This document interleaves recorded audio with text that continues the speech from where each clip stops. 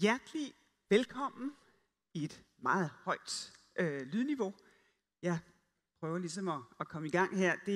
Grunden til, at I ser mig i den her rolle, det er fordi, at som I ved, så skal jeg måske transition fra at være ledende næstformand i kommissionen til at finde på et eller andet i et nyt og spændende livsafsnit. Og det her, det er så et forsøg på at gøre det lidt nemmere ved, at jeg har moderatorrollen i dag. I hvert fald en meget varm velkomst. Det er dejligt at se jer, der er her i rummet. Det er også en varm velkomst til dem, som vi ikke kan se, som er med online. Og hvis man ikke er dansk med online, jamen, så kan man faktisk have fordel af en engelsk oversættelse af det, som vi foretager os. Os, der arbejder i vores europæiske demokrati, er jo vant til hele tiden at have nogen i ørerne, som kan tale til os på et af de 23 sprog, og derfor så holder vi også konferencer på den måde, så det kan blive oversat, men vi sætter selvfølgelig pris på, at man kan arbejde på modersmålet. Og også velkommen til Aarhus, for dem, der er kommet til. Jeg er sådan lidt i tvivl, men jeg tænker, at vi er ved at være lidt tilbage til, at det er smilets by. Altså i hvert fald er byen jo lige blevet kåret til at være det bedste sted at leve i hele verden. Altså, og det gør det jo helt oplagt som sted for at diskutere konkurrence. Det er den 5. udgave af vores konferencer her. Og det har ført os til 4 hjørner af Europa. Vi har været i Salamanca, i Salzburg, i Modena og i Brno. Det er Europakommissionen og Generaldirektoratet for Konkurrence, som er værter for konferencerne. Og det vi gerne vil tale om, det er hvilken rolle det, at der er konkurrence på et marked, hvilken rolle spiller det for os som mennesker, som borgere og som forbrugere. Det kan godt være lidt komplekst og teknisk. I hvert fald er der en hel sektor af konkurrenceadvokater, der gør det til deres levebrød. Sørger for, at der er en masse billable hours i at gøre det teknisk og kompliceret.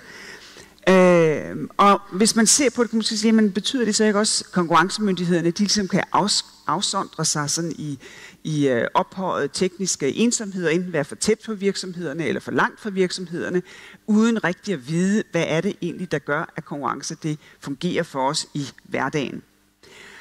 Og derfor så vil vi gerne afmystificere, hvad konkurrence er, men vi vil også gerne diskutere, hvad det er for en rolle, det spiller. Og det er ikke sådan en konference, hvor der er lagt op til, at vi skal være for og imod. Fordi muligheden bliver ligesom ikke stillet op, skal vi afskaffe konkurrence. Det tænker vi er urealistisk, også fordi OL kommer til Europa her i sommer, og det er jo også en konkurrence. Det vil være lidt træls slet ikke at have det længere. Så det er ikke sådan en polariserende konference, hvor man ligesom stiller det op, at enten er man for eller imod. Det er for at give en diskussion af, hvad er det, vi gør, hvad er nuancerne, hvad betyder industripolitik, hvad betyder subsidier, hvordan skal man forholde sig til, om virksomheder de må samarbejde eller ikke må samarbejde, for eksempel i forhold til vores grønne omstilling, hvor det måske godt en gang imellem kan være en god idé, at virksomheder hjælper hinanden med den transition, som de er igennem. Så vi kan se på plakaten, der illustrerer konferencen, så er det ikke en ny ting, at vi i Europa organiserer markeder, hvor folk kan komme med deres produkter, og hvor den ene, der sælger kartofler, står ved siden af den anden, der sælger kartofler, og så må de prøve at finde ud af, hvem der kan komme af med dem til en rimelig pris. Men lige siden man fandt på markeder, der har man sådan set også funderet på, hvad er så egentlig rammerne for den konkurrence, hvordan den nu skal finde sted. Så vi håber, at vi får en interessant debat her til formiddag. Det, som jo har været mit arbejde disse 10 år, det er at sørge for, at markederne er åbne, at konkurrencen den er fair, at det sådan set afhænger af ens forretningsidé, af ens arbejdsetik, af ens kapital, og man kan nå ud til sine potentielle kunder eller ej. Og nogle gange i den diskussion, som vi har, og som også fylder noget i debatten op til Europaparlamentet, det mens valget, det er jo, skal vi enten have industripolitik, eller skal vi have konkurrencepolitik? Og sådan bare for at spolere det lidt, så vil jeg sige, at min konklusion det er, at vi bliver faktisk nødt til at have begge dele, men vi kan i hvert fald aldrig nogensinde undvære konkurrencepolitikken og lovhåndhævelsen, fordi så bliver mange af de andre ting, vi gør, de bliver simpelthen mindre effektive. Så først og fremmest, så er det min opgave at byde velkommen Vi vil først have et debat fra professor Elka herover, og derefter så byder jeg panelet op på scenen. Så vil der være en runde af spørgsmål mellem paneldeltagerne og til paneldeltagerne, og derefter så åbner vi for spørgsmål fra salen og fra dem, der måtte kigge på online. Og det, der er pointen, det er, at vi gerne vil have et akademisk, et forretningsmæssigt, et mediemæssigt syn, og selvfølgelig også fra en, der håndhæver konkurrencelovgivningen. Men først og fremmest, så vil jeg gerne byde velkommen til vores sådan set vært nu i dag, som er prorektors. Velkommen til os alle sammen. Værsgo, scenen er din.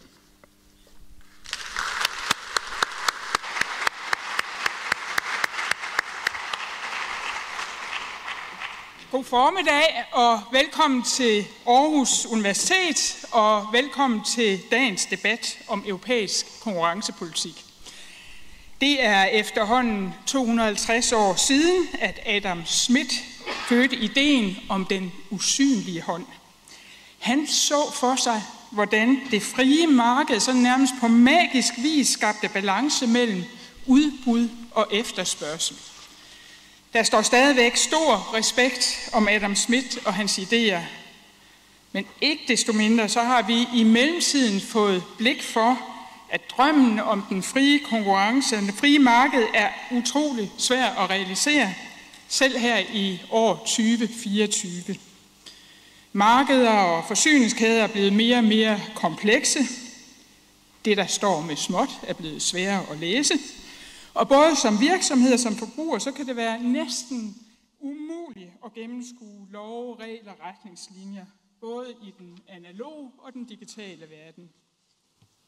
Så hvis det frie marked ikke er helt så frit for alle, og hvis den åbne konkurrence ikke er helt åben, og hvis forbrugerne ikke er helt så godt beskyttet, som vi gerne vil være, så er det korte spørgsmål: skal den usynlige hånd have en handske på? Er det EU-kommissionen, der skal have den rolle, og hvordan skal rollen i så fald udfyldes? Det er nogle af de spørgsmål, som jeg tænker, vi måske skal omkring i dag. Det er en vigtig debat for os alle sammen, og derfor er jeg rigtig glad for, at Aarhus Universitet får lov til at danne rammen om den. Så jeg vil gerne sige tak til EU-kommissionen for at lægge vejen forbi. Tak til kommissionens ledende næstformand, Margrethe Vestager, som vil moderere i dag. Tak til alle jer, der er kommet og ser med.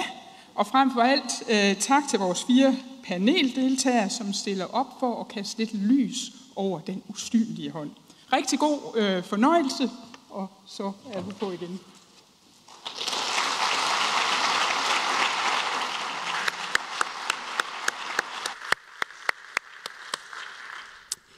Og så blev der også rettet op på en af mine første fejl som moderator, nemlig at jeg præsenterede ikke mig selv.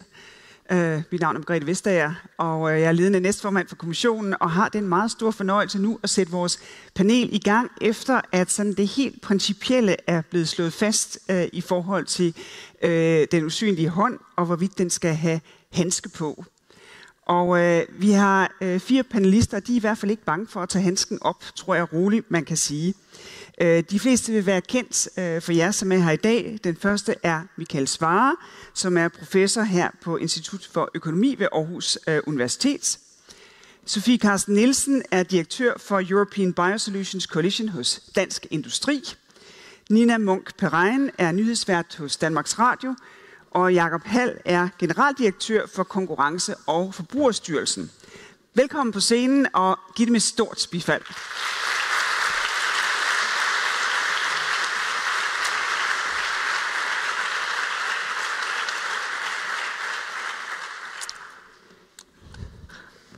Se, det er jo også helt amatøristisk. Jeg skulle have styret det her, så de vidste ligesom, hvor jeg skulle sidde henne. Altså det skulle man jo have aftalt på forhånd.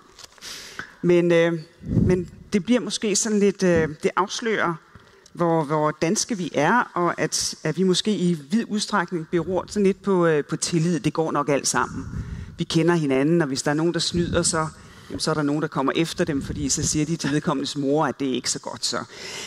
Men kan man bero på det? Måske hvis vi starter med dig, Michael. Det er jo sådan et, måske sådan et bredt åbningsspørgsmål. Du er uafhængig iagttager, tror jeg, man vil sige, af vores samfundsudvikling. Du ser på det ud fra fakta og de teorier og forsøger at få de to ting til at matche sammen.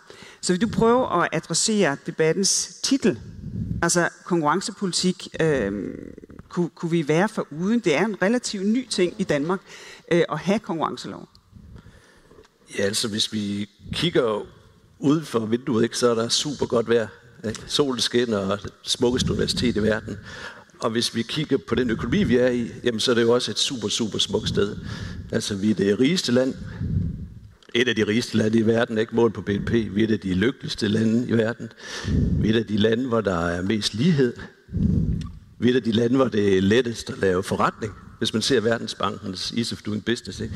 Så vi har jo super velfungerende økonomi, og noget af det, der som konkurrence skal, det er jo netop at bidrage til de ting, til at vi har høj effektivitet.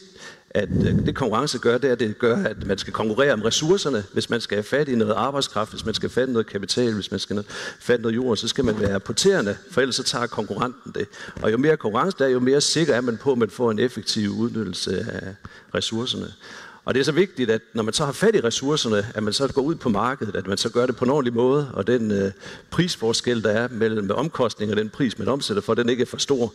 Hvis den er for stor, så betyder det, at kapitalen får hele aflønningen, og hvis man kan lægge noget derover på forbrugerne, jamen så er der en større andel til arbejdstagerne.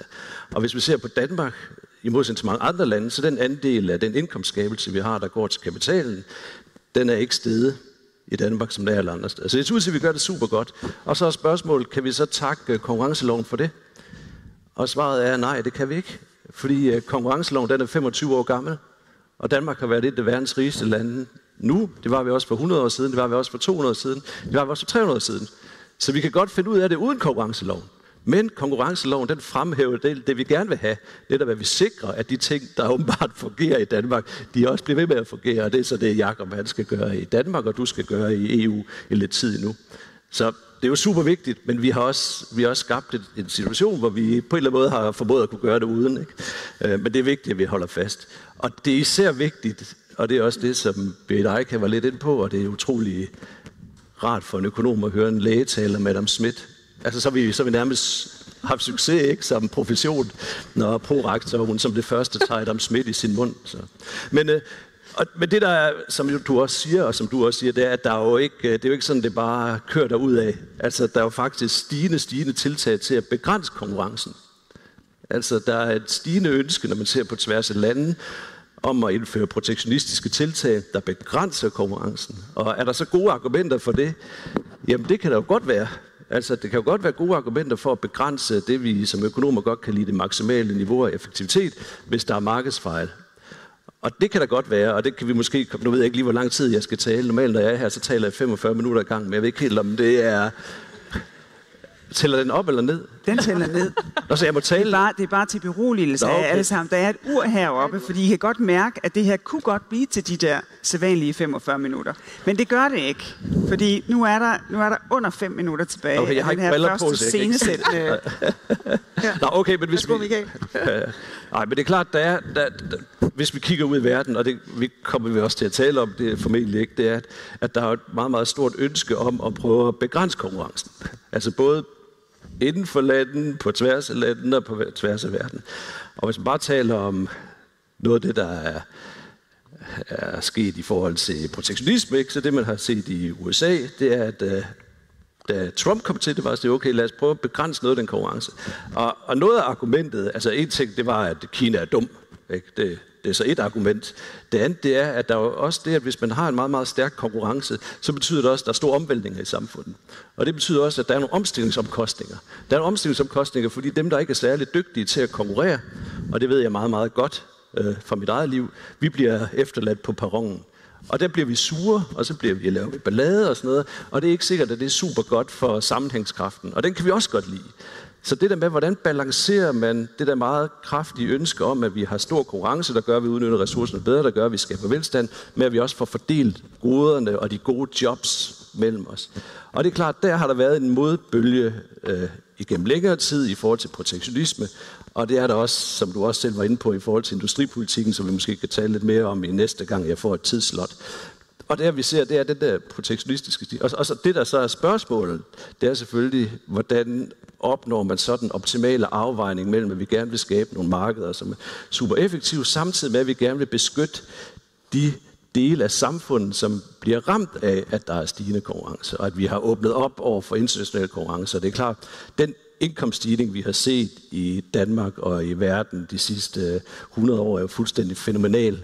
Altså, mine børn, de er 100 gange rigere end mine bedsteforældre var det, de var på deres alder, og det er sket i løbet af et århundrede. Altså, det er fuldstændig sindssygt. Og det har vi opnået ved at globalisere, ved at automatisere, ved at handle med hinanden, ved at udnytte de komparative fordele. Og nu begynder det så bare at være nogle kræfter og sige, okay, kan vi fortsætte med det, eller er der behov for noget beskyttelse? Og det er super spændende at finde ud af, hvor ligger den optimale afvejning mellem, at vi fastholder mulighederne for at udnytte de her ting, samtidig med, at vi beskytter de interesser, der er i, at det ikke går alt for stærkt. Og der kan godt være nogle gode, det kan være oplagte interesser i det, fordi hvis man får nogle samfund, der er meget usammenhængende, så er det heller ikke godt for den velstandsudvikling eller velfærdsudvikling. Så det er et super spændende spørgsmål. Jeg tror faktisk, jeg vil stoppe før tid. Glimrende. Og altså, det er jo også noget det, som jeg nogle gange ser i mit arbejde, at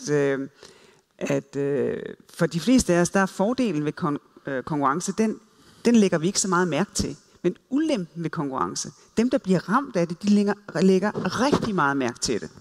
Fordi det betyder måske, at deres forretning lukker. Da jeg lige var kommet ned for at arbejde i Bruxelles, så rundt om det hus, hvor mine medarbejdere bor, der havde de lavet en undersøgelse af, hvad synes man om konkurrence.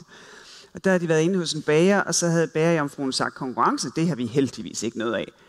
Man skulle meget, meget langt væk, før man skulle finde et andet sted, hvor man kunne købe en croissant. Så det er jo sådan lidt dobbelt. Og Sofie Carsten Nielsen, du repræsenterer jo industrien i dag. Og jo dansk industri især. Men dansk industri er jo ikke dansk i den forstand, at man kun handler med danskere her inden for vores matrikel, hvor kongen råder. Så hvad er egentlig synet på det? Fordi der må jo være medlemmer hos Dansk Industri, og nogle af dem, som du repræsenterer, som engang man tænker, okay, hvordan i himlens navn skal vi konkurrere mod de der kæmpe virksomheder rundt omkring i verden, og er fordelene egentlig afbalanceret? Er der brug for mere handske på den der hånd, for at bruge det der industripolitiske sprog? Ja, og det er der helt sikkert nogle gange, men altså, nu synes jeg, der er jo meget sådan, vi skal også finde balancen, det skal vi også, men jeg vil godt slå et slag for konkurrencepolitikken på vegne af danske virksomheder, så fordi det her med at kunne konkurrere og komme ud på, det er gået godt i Danmark i mange 100 år, men det, der er sket de sidste 30, er, at alting kan komme over grænserne rigtig, rigtig hurtigt. Altså på sekunder. Og det er både varer og tjenesteydelser og alt, hvad vi finder på og producerer. Der er ikke nogen af mine medlemmer, slet ikke dem, der arbejder med de her biosolutions, der kun opererer i Danmark. Det findes ikke. Det er også for lille et marked. Også selvom det er en virksomhed, der fødes med 2 personer, så tænker de straks, hvordan sælger vi til verden. Både fordi det skal løse nogle globale udfordringer, og fordi det er verden, der er markedet for dem. Så jo bedre og friere konkurrence der er i verden, jo bedre er det for at få nye idéer som virksomhed og kunne komme ud. Og jo mere gennemskueligt det er, jo bedre. Så vi har virkelig brug for det, som en rigtig anglificering hedder level playing field, altså gennemsigtige, ordentlige vilkår for konkurrence. Men selvfølgelig har vi også brug for, at der er nogle rammer for det.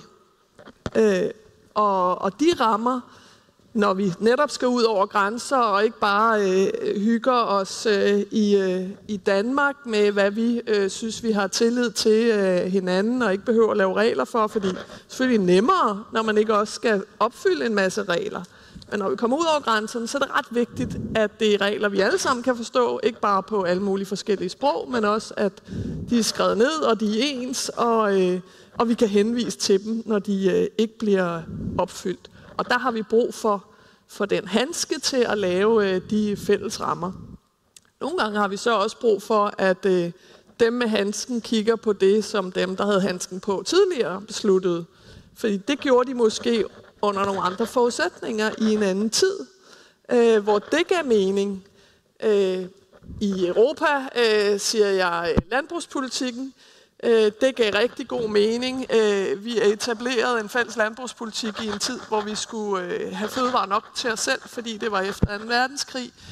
Nu har vi nogle rammer så nye, det er nogle af dem, jeg repræsenterer, nye løsninger på fødevareområdet, er ekstremt svært ved at komme ind på markedet, fordi der er en masse støtteordninger, som først er helt gennemskuelige, og dernæst gives til ting, som måske understøtter, at man udleder mere forurening, mere CO2, end andre beslutninger, der er truffet. Så nogle gange skal handskehånden flytte den anden handskehånd og gøre noget ved den.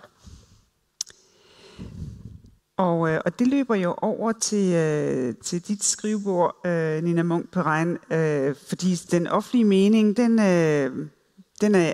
bliver påvirket af jeres rapportering, af mediernes udvalg af, hvad har vi valgt at bringe i dag. Og det, som der er blevet lagt vægt på indtil videre, det er den der balance mellem, hvor er smerten, og hvor er fordelene egentlig i det her.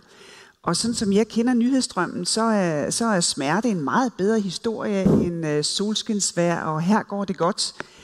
Så hvis man ser på mediernes rolle, altså en af mine kolleger i dansk politik, han sagde jo altid, at vi ved udmærket godt, hvad vi skal gøre, vi ved bare ikke, hvordan vi skal blive genvalgt bagefter. Hvordan håndterer man det fra et samfundsmediemæssigt perspektiv, at der er den her debat? Først og fremmest, så er det helt rigtigt, at vi rapporterer jo simpelthen ikke om tog til tiden og flyv, der lander og letter, og det vil I også alle sammen blive utrolig trætte af, hvis vi gjorde, og så vil I forlade os endnu mere, end I allerede har gjort, og så vil vi ikke findes. Så sådan er det jo, det er vores rolle. Men og Margrethe, jeg skal nok vende tilbage til det der, men først så skal vi tappe ned i, at som medier, så er vi jo fuldstændig første parketsjagttager til det skifte, vi ser. Fordi Sofie taler om det her med, at den usynlige hånd, den måske skal have en anden handske på, end den har haft tidligere. Og Michael, han får sagt det her med, at hans børn heldigvis er 100 gange rigere end hans bedsteforældre. Og som medier, og når man sidder i den her vindtunnel, som vi er i lige nu, du har været med i din pind i 10 år, siger du, Margrethe, så vil jeg sige, lad os prøve at kigge på de 10 år. Jeg er ikke sikker på, at dine børns børn bliver 100 gange rigere end dig. Det er jeg faktisk ret sikker på, at de ikke bliver. Og jeg er helt sikker på, at den der usynlige håndshandske sidder helt forkert. Og det er noget, som medier vi ser. Vi prøver at rapportere om det, men det er utrolig ubehageligt, fordi at vi skal ud og fortælle nogle sandheder til en europæisk befolkning, som jeg ikke er helt sikker på er sunket ind. Og normalt, når jeg bliver inviteret med i ting, Margrethe, det ved du, så siger jeg altid ting, der er håbløst udiplomatiske og alt for direkte, men jeg tænker, det er derfor, jeg har fået lov at være med, fordi at det er okay. Og det er simpelthen, at her i Europa, der tror vi stadigvæk, at vi er verdensførende. Vi tror, vores idealer er verdensførende. Vi tror, andre skal leve som os. De skal leve efter vores regler, vores konkurrenceregler. Og sandheden er bare, og det er virkelig eksploderet de sidste 10 år, at sådan er det ikke. Og vi skal finde vores ben i det. Bruxelles skal finde deres ben i det. Og der er nogen, der siger, når vi taler om det her, jeg synes det er meget sjovt, så jeg gentager det gerne, at USA, de har pengene, de har den risikovillige kapital. Kina, de har skaleringen og tempo. Europa har reglerne. Og så kan man selv regne ud, hvem der kommer først i mål, og det er ikke os. Og problemet i det er, at vores børn ikke bliver rigere.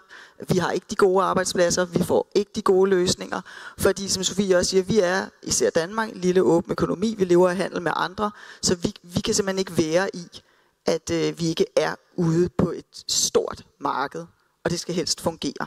Og lige nu, der er spillereglerne nogle helt nye spilleregler. Jeg ved ikke, om at vi er om vi er klar til det. Så jeg er en lille smule sådan sortseende en gang imellem, når jeg står op om morgenen, fordi at jeg simpelthen ikke rigtig ved, om vi som befolkninger i Europa er klar over, hvad det er, der egentlig rammer os. Og vi taler Kina, vi burde egentlig også tale Indien, vi burde tale Indonesien. USA kan bare et eller andet, når de beslutter noget, så løber de afsted. Men så har vi slet ikke talt om Mellemøsten, der også er et kæmpe magtcentrum med ekstremt mange penge, som når de beslutter et eller andet, lad os være førende på sport, så bliver de det bare, ikke? Altså det kommer de jo til. De får OL, de får VM, de har ikke fået det endnu, de vil have det. Jeg ser bare en geopolitisk dagsorden, der spiller fuldstændig ind i det, vi taler om nu, hvor at vi måske ikke helt er vågnet. Desværre. Nu begynder vi sådan at få sat scenen, kan I mærke det? Så Jakob Hald, du leder konkurrencearbejdet her i Danmark.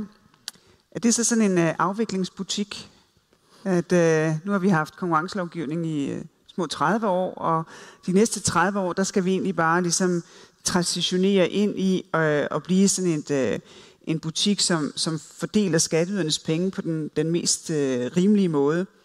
Fordi hvis det er bekymringen, at vi ikke kan klare os, og vi ikke har indset, hvad det er for den verden, vi lever i, hvilken rolle spiller konkurrence så og håndhævelsen af konkurrencereglerne? Fordi det er jo ikke altid særlig velkomment. Vi har vedtaget lovgivning for at sørge for, at Jakob Hald og hans kolleger, som håndhæver europæisk lovgivning, de bliver mere uafhængige af magthavere. Fordi det nogle gange, så dem, der gør noget forkert i forhold til konkurrencelovgivning, de kan godt være ret tæt på magthavere. Og så er det godt, hvis man som Jakob har et rimeligt budget til at gøre sit arbejde for, og det rimelige budget, det ikke er afhængig af, om man kan lide de resultater, der kommer ud af arbejdet. Så hvordan håndterer man det? Hvordan kan man som uafhængig konkurrencemyndighed sørge for, at nogle af de bekymringer, som Nina har, de sådan bliver håndterbare? Lad mig starte et andet sted, hvis jeg må det, og så lige vende tilbage til spørgsmålet. Først og fremmest tak, fordi vi kunne komme her til Aarhus. Det er fantastisk at være her. Og jeg kan sige til jer, at vi forstod hurtigt, at Michael var på hjemmebane, så vi overvejede at lave et lille kvartet, hvor man sådan kunne squeeze ham her i den her debat, men det droppede vi så alligevel.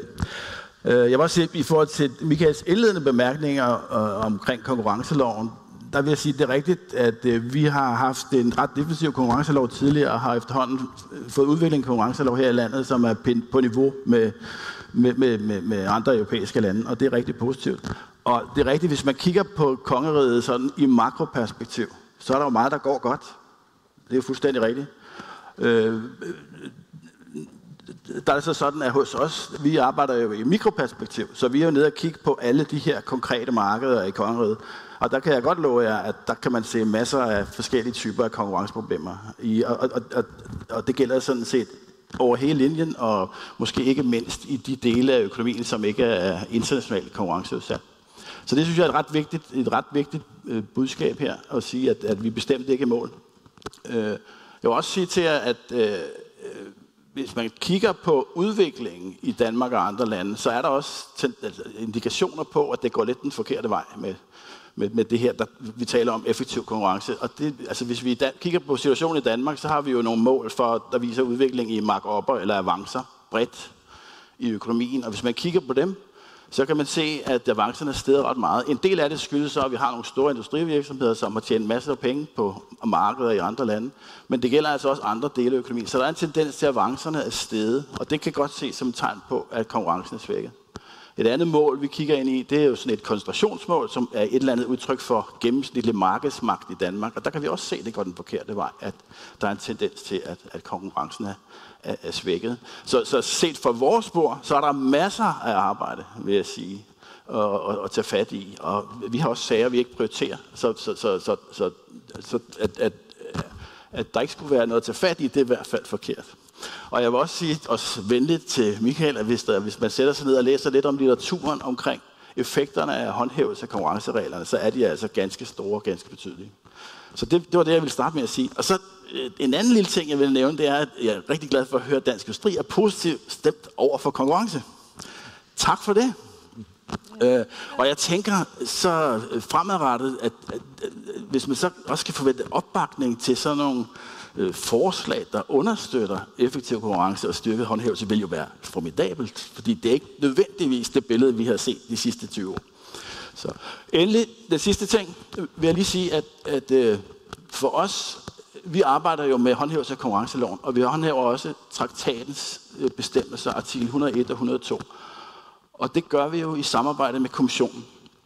Og der vil jeg sige her i den her kreds, at det samarbejde fungerer fantastisk godt. Og det er i hvert fald mit indtryk. Og der er virkelig, sådan opfatter jeg det, et fælles ønske om at sørge for, at man håndhæver reglerne ens i hele EU.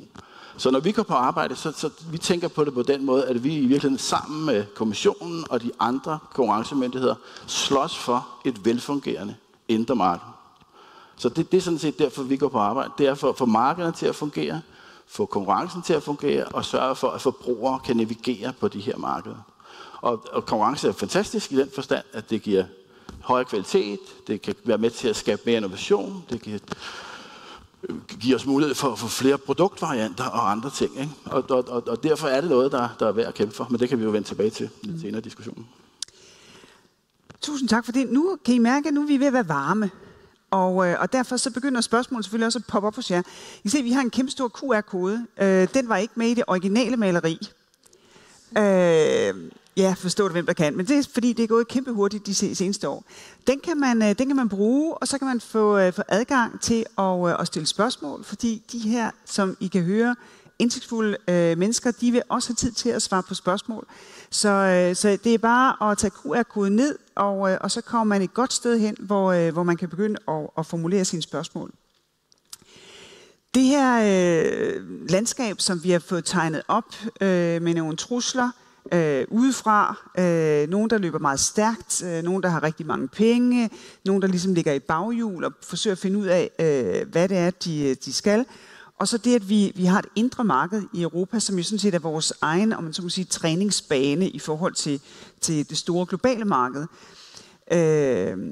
Der er jo, man kan sige, der er både et økonomisk perspektiv, og så er der nogle samfundsmæssige perspektiver. Du vil gerne have ord, Michael, i forhold til noget af det, som Jakob sagde, men kan du ikke prøve at integrere i det også de der to forskellige perspektiver?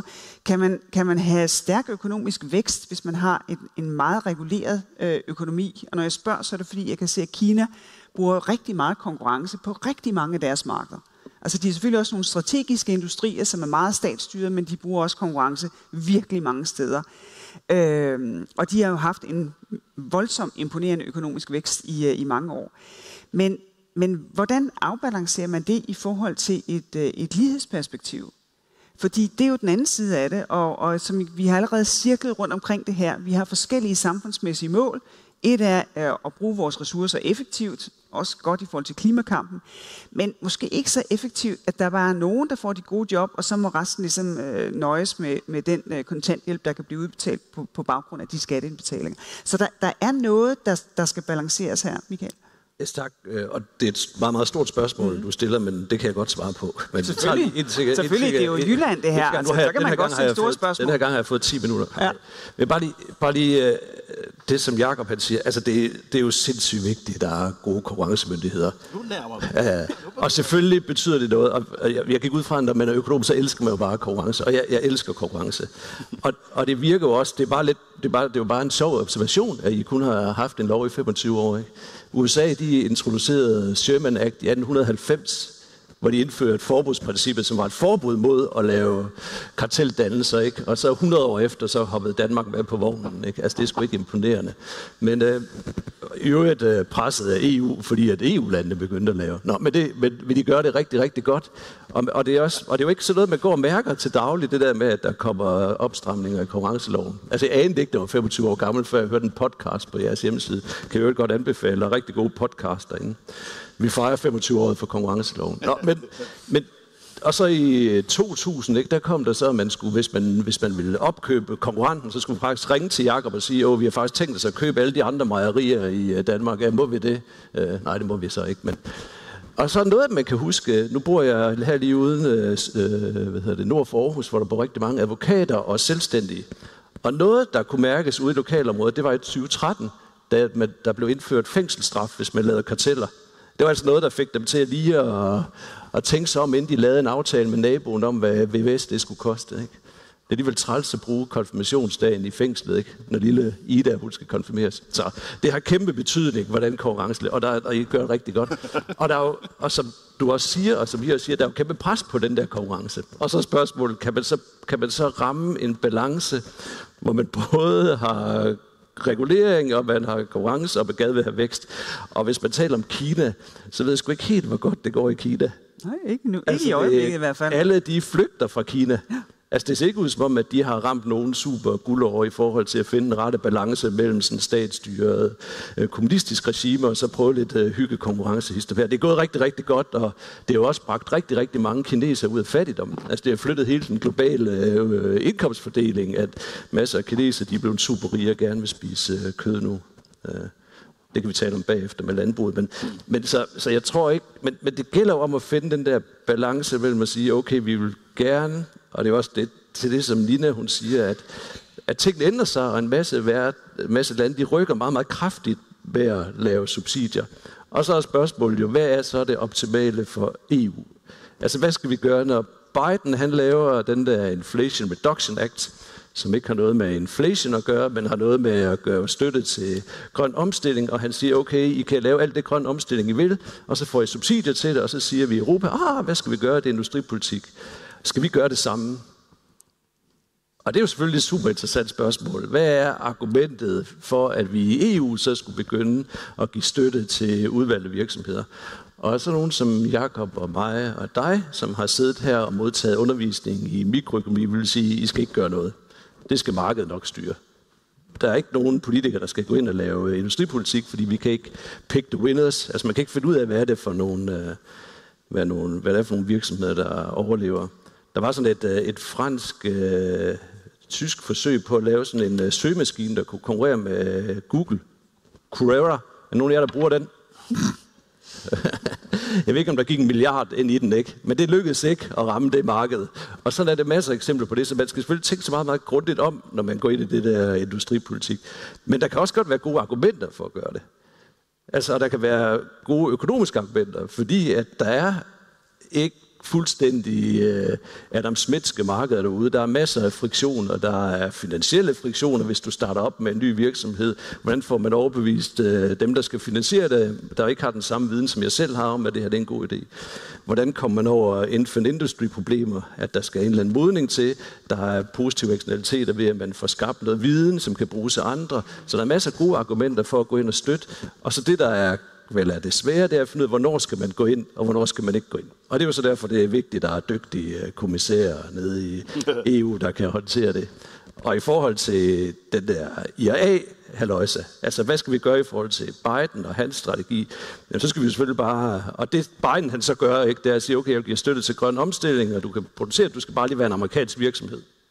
Ikke? Og det er klart, det er sgu sådan lidt, det stikker lidt i sådan, vores grundbarndomslære, ikke?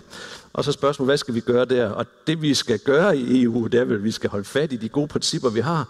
Og det er, at den grønne omstilling, den skal drives af meget, meget tydelige prissignaler, som vi har med kvotemarkedet, vi har med klimapolitikken. Og så skal man give støtte de steder, hvor eksternaliteterne er størst, så at sige. Altså der, hvor man kan få de største markedsforbedringer. Og hvis man kan finde den, så tror jeg sådan set godt, at man kan begive sig ud på den der industripolitiske rejse, og så få noget ud af det. Man skal bare sørge for, at det er målrettet.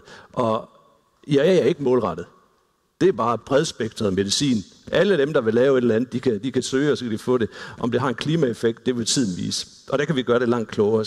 Så jeg er med på, jeg synes sådan set, at man skal tage kampen op. Man skal bare gøre det så klogt som muligt. Og så er spørgsmålet selvfølgelig, om det er nok til, at vi på en eller anden måde kan følge med. Men det er nogle gode principper i hvert fald. Men har vi ikke også noget erfaring at trække på? Fordi selvom man sad nogle gange i sådan en forelæsningssal her, som et rum uden vinduer, altså så kan man godt læse avisen en gang imellem.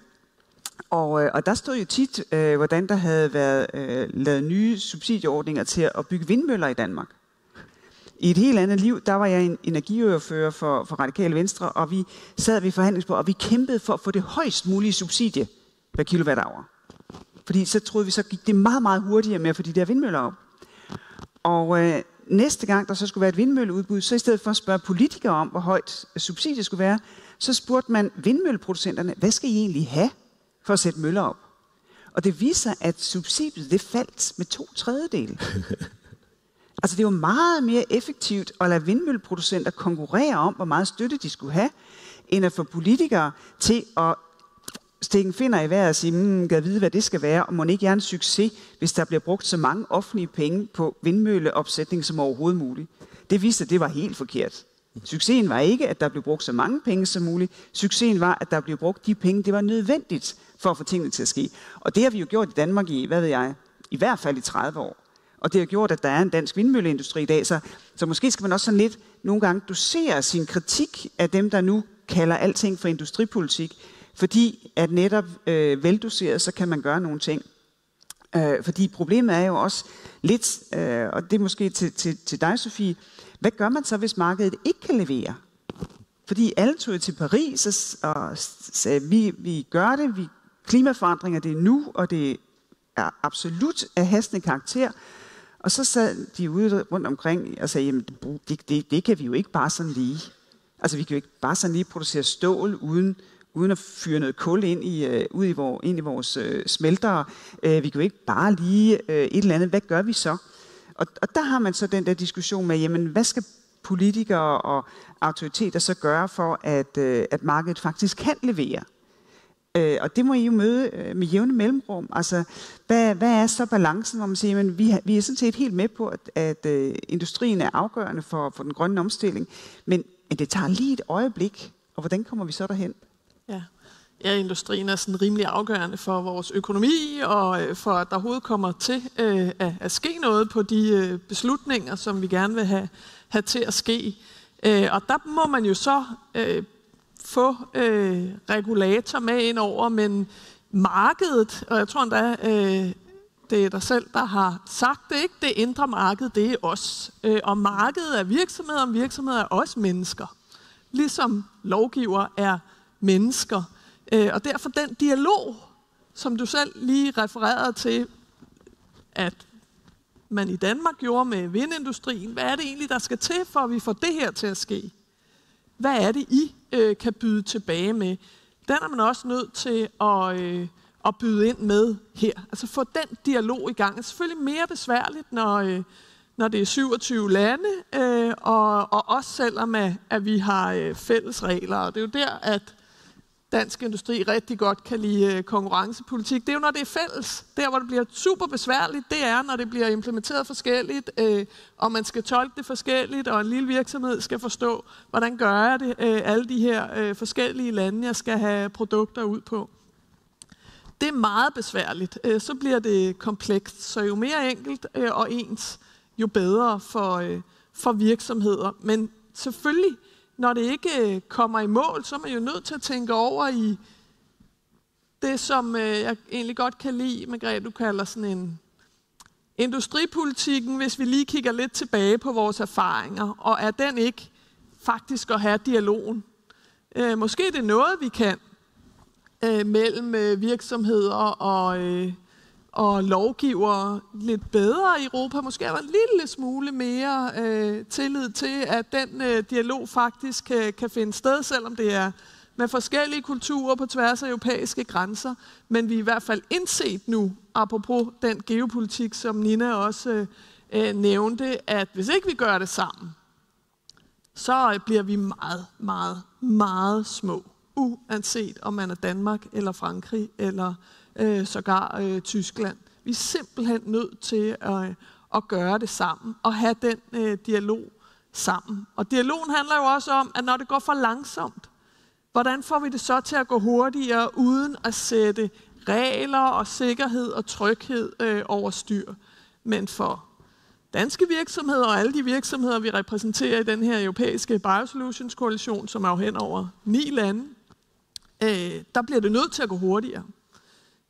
Og det kan godt forstå er irriterende og træls at høre som kommission, men det går for langsomt. Vi kan helt givet gøre det langt smartere og måske lært af at kigge til den her Inflation Reduction Act, som jo er fordi, at amerikanerne simpelthen bare kan trykke penge og blive ved med at dele dem ud. Og det kan vi så ikke i Europa. Det er nok meget godt, men så må vi være smartere. Det er også derfor, vi godt kan lide konkurrencepolitik. Vi synes, vi får ret mange gode idéer i danske virksomheder, der kan løse rigtig mange problemer, som vi selvfølgelig kan tjene penge på, ellers vil der jo ikke være virksomheder og nye idéer til at løse udfordringerne og til at betale for velfærden i øvrigt i europæiske lande. Nina? Ja. Jamen, der er ingen tvivl om, og nu har jeg forhåbentlig fået noget bedre lyd, så jeg ikke generer for meget i højtalerne,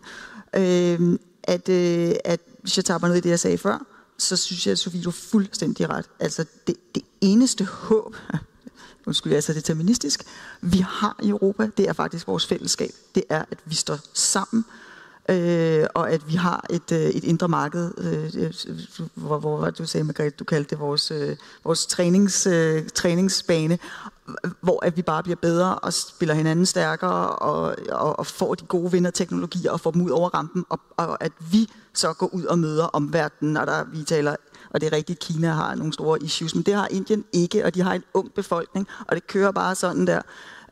Og de har ikke særlig mange regler. Sidst jeg talte med folk, der lavede virksomhed i Indien, for at få de nye teknologier ud over rampen. Og jeg tror ikke engang, at det er subsidier, der nødvendigvis er det, der faktisk hæmmer. Og Margrethe, du har også nævnt, prøv at høre, vi har faktisk mulighed for at smide nogle penge på bordet til dem, der siger, jeg har en god idé. Det jeg hører, når jeg taler med virksomheder, og jeg ved faktisk ikke, nu var jeg sammen med Jakob Topsøe, der er barnebarn af Halder Topsøe, den store kemivirksomhed, som i dag prøver at sige, at de gerne vil være verdensførende inden for den grønne omstilling. Jeg ved ikke, om det måske faktisk er en af dine medlemmer, og vi var sammen forleden, og jeg fik lov sammen med ham forleden, og jeg fik lige lov at hilse jer og bruge ham i dag, fordi at de laver jo de her kemiske processer, katalysatorer, der skal omdanne den vedvarende energi til brint, power to x, bla bla bla. Og han siger, prøv at høre, det går simpelthen for langsomt i Europa, og det er faktisk ikke penge, fordi de har masser, de er så klar. Det er reguleringen, det går for langsomt. Vi er i kamp. Første halvleg er spillet. Vi tabte. Der er jo ikke nogen pause i sådan en kamp, så vi er i anden halvleg, og nu skal vi simpelthen ombord. Og igen vender tilbage til USA har pengene, og det kører bare derudad, men det et eller andet virker, ikke? Og så har vi så Kina, vi kan være enige om, at det er et frygteligt sted. Jeg har også været der mange gange, det har I sikkert også. Men hold da op, de sidder på solceller nu, de sidder på elbiler, der er ikke nogen elbiler i Europa længere, der ikke er kinesisk produceret. Det vælter ind over os, og lige om lidt, så ved jeg ikke, hvad Indien kommer til at sidde på, men et eller andet. Ja, de sidder jo faktisk på tech. Det hele bliver udtænkt og kodet dernede nu til dags, ikke? Og imens så sidder vi her, og vores styrke er fællesskab. Vi er nødt til at stå sammen, og vi er nødt til at finde ud af, hvordan konkurrencepolitik bliver en medspiller, og ikke en modspiller, som jeg hører folk tale om, at det måske er blevet, uden at vi så også taber folk på jorden. Og Jakob, det leder mig til måske et spørgsmål også, som du lige kan tage med, fordi jeg forstår jo, I gør det skide godt, og hvor er det dejligt for forbrugernes vegne, at I sørger for, at tingene ikke koster for meget, og at der ikke er ulovlige karteller, som fanden jo har skabt.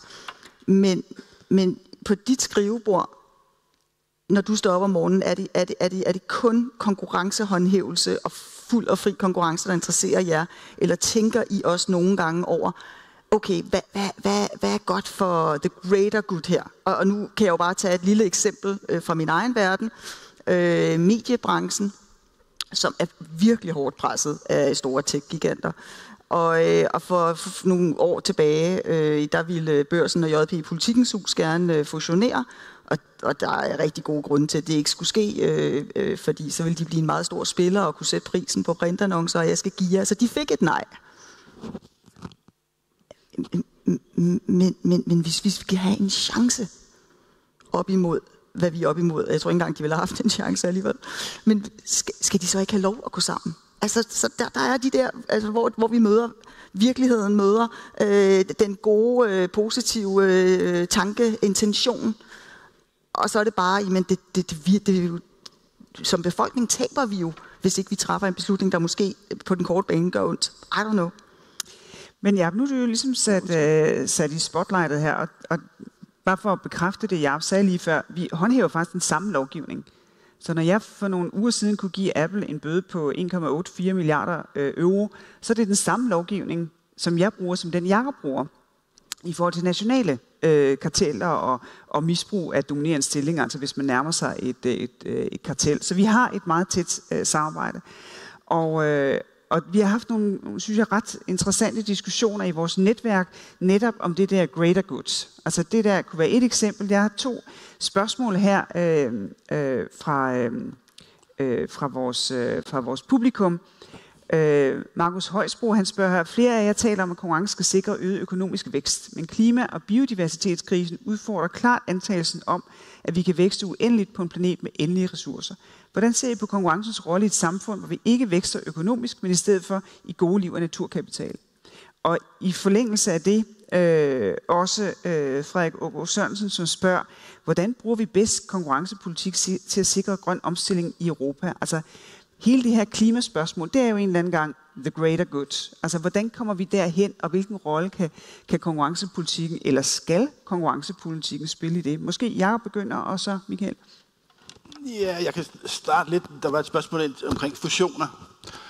Altså, vi har jo fusionskontrol, og udgangspunktet er der, at hvis 2 virksomheder fusionerer, og det svækker konkurrencen betydeligt til skade for andre virksomheder eller forbrugere, så skal vi jo sige, at det kan I ikke. Eller også skal virksomheden afgive et tilsagn, som betyder, at de konkurrencemæssige bekymringer fjernes.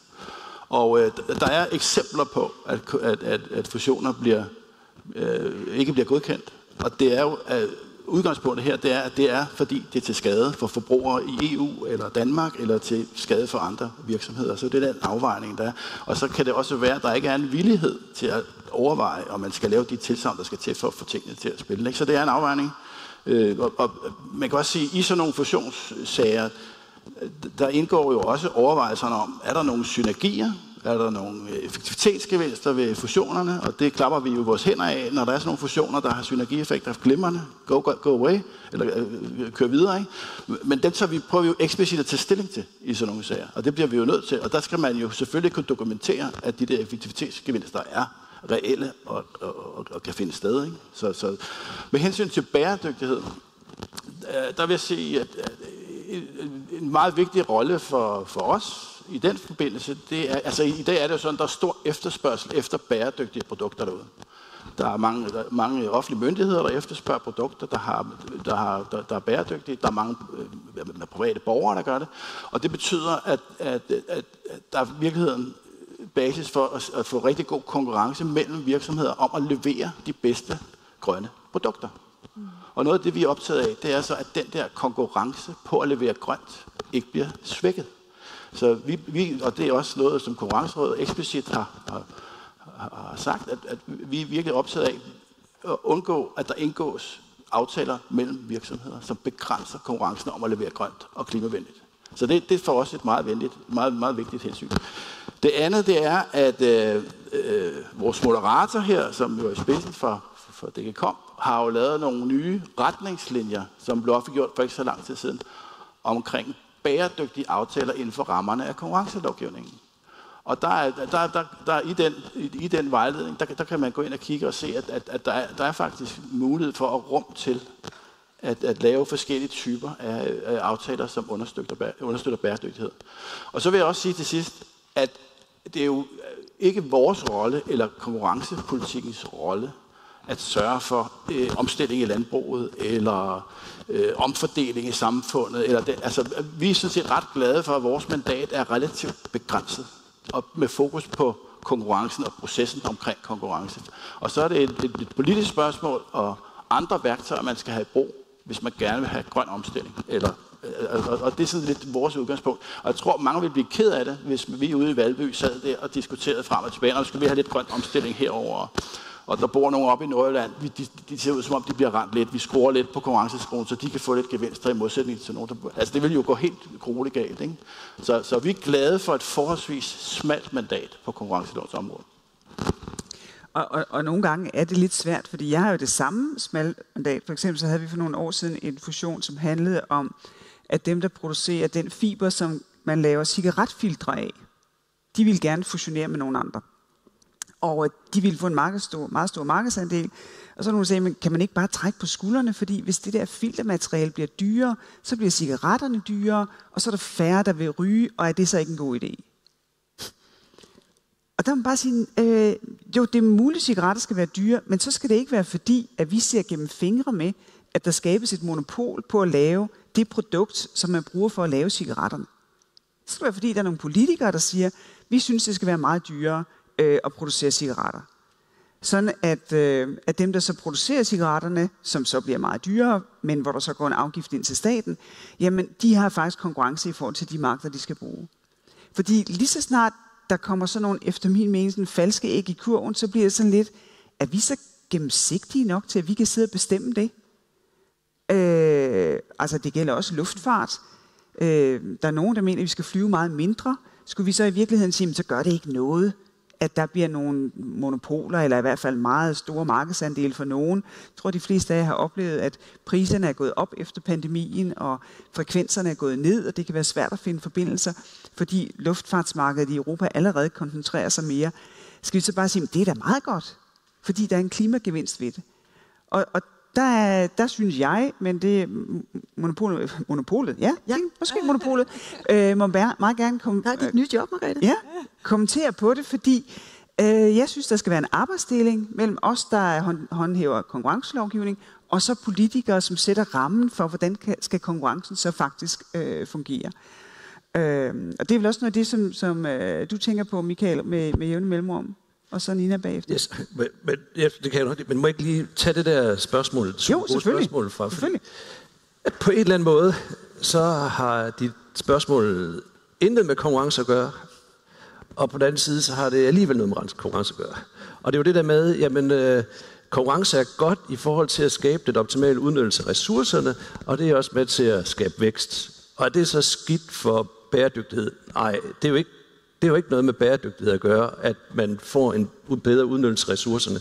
Det, der har med bæredygtighed at gøre, det er, hvis man bruger tingene forkert. Altså hvis man øger mængden af drivhusgasser i atmosfæren, eller hvis det går ud over biodiversiteten.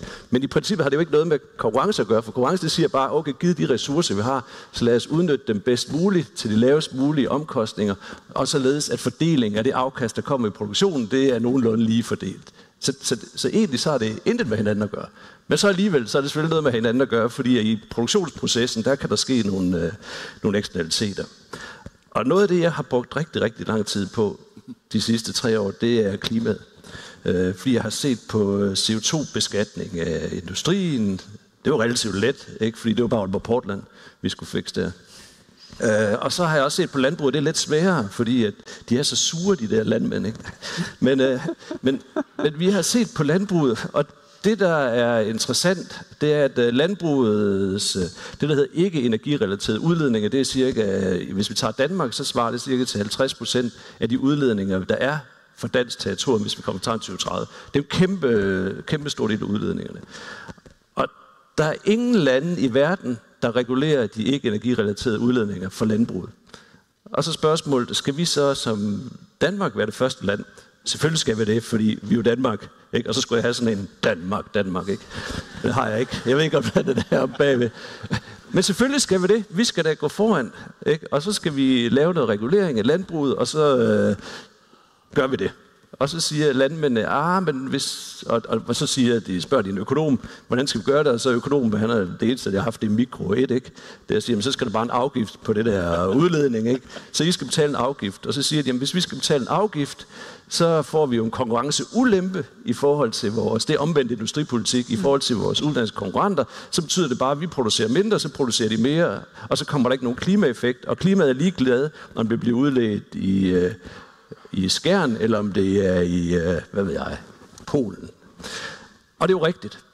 Og så er spørgsmålet, hvordan løser man så det? Altså, hvordan løser man det der med, at man gerne vil være et foregangsland, man vil gerne give et incitament til landmændene til at nedbringe deres udledning. Og økonomerne, de siger så, kan man så ikke lave noget, hvor man giver et prissignal til landmændene, om at de skal holde op med at udlede, så det vil simpelthen gøre det dyrt at udlede, og så siger de, hvis vi gør det, så går vi konkurs. Jamen, det er fint, det fikser vi, giver bare pengene. Så siger vi, okay, på den ene hånd, så giver vi en afgift, og på den anden hånd, der giver vi et bundfradrag. Kan I se det?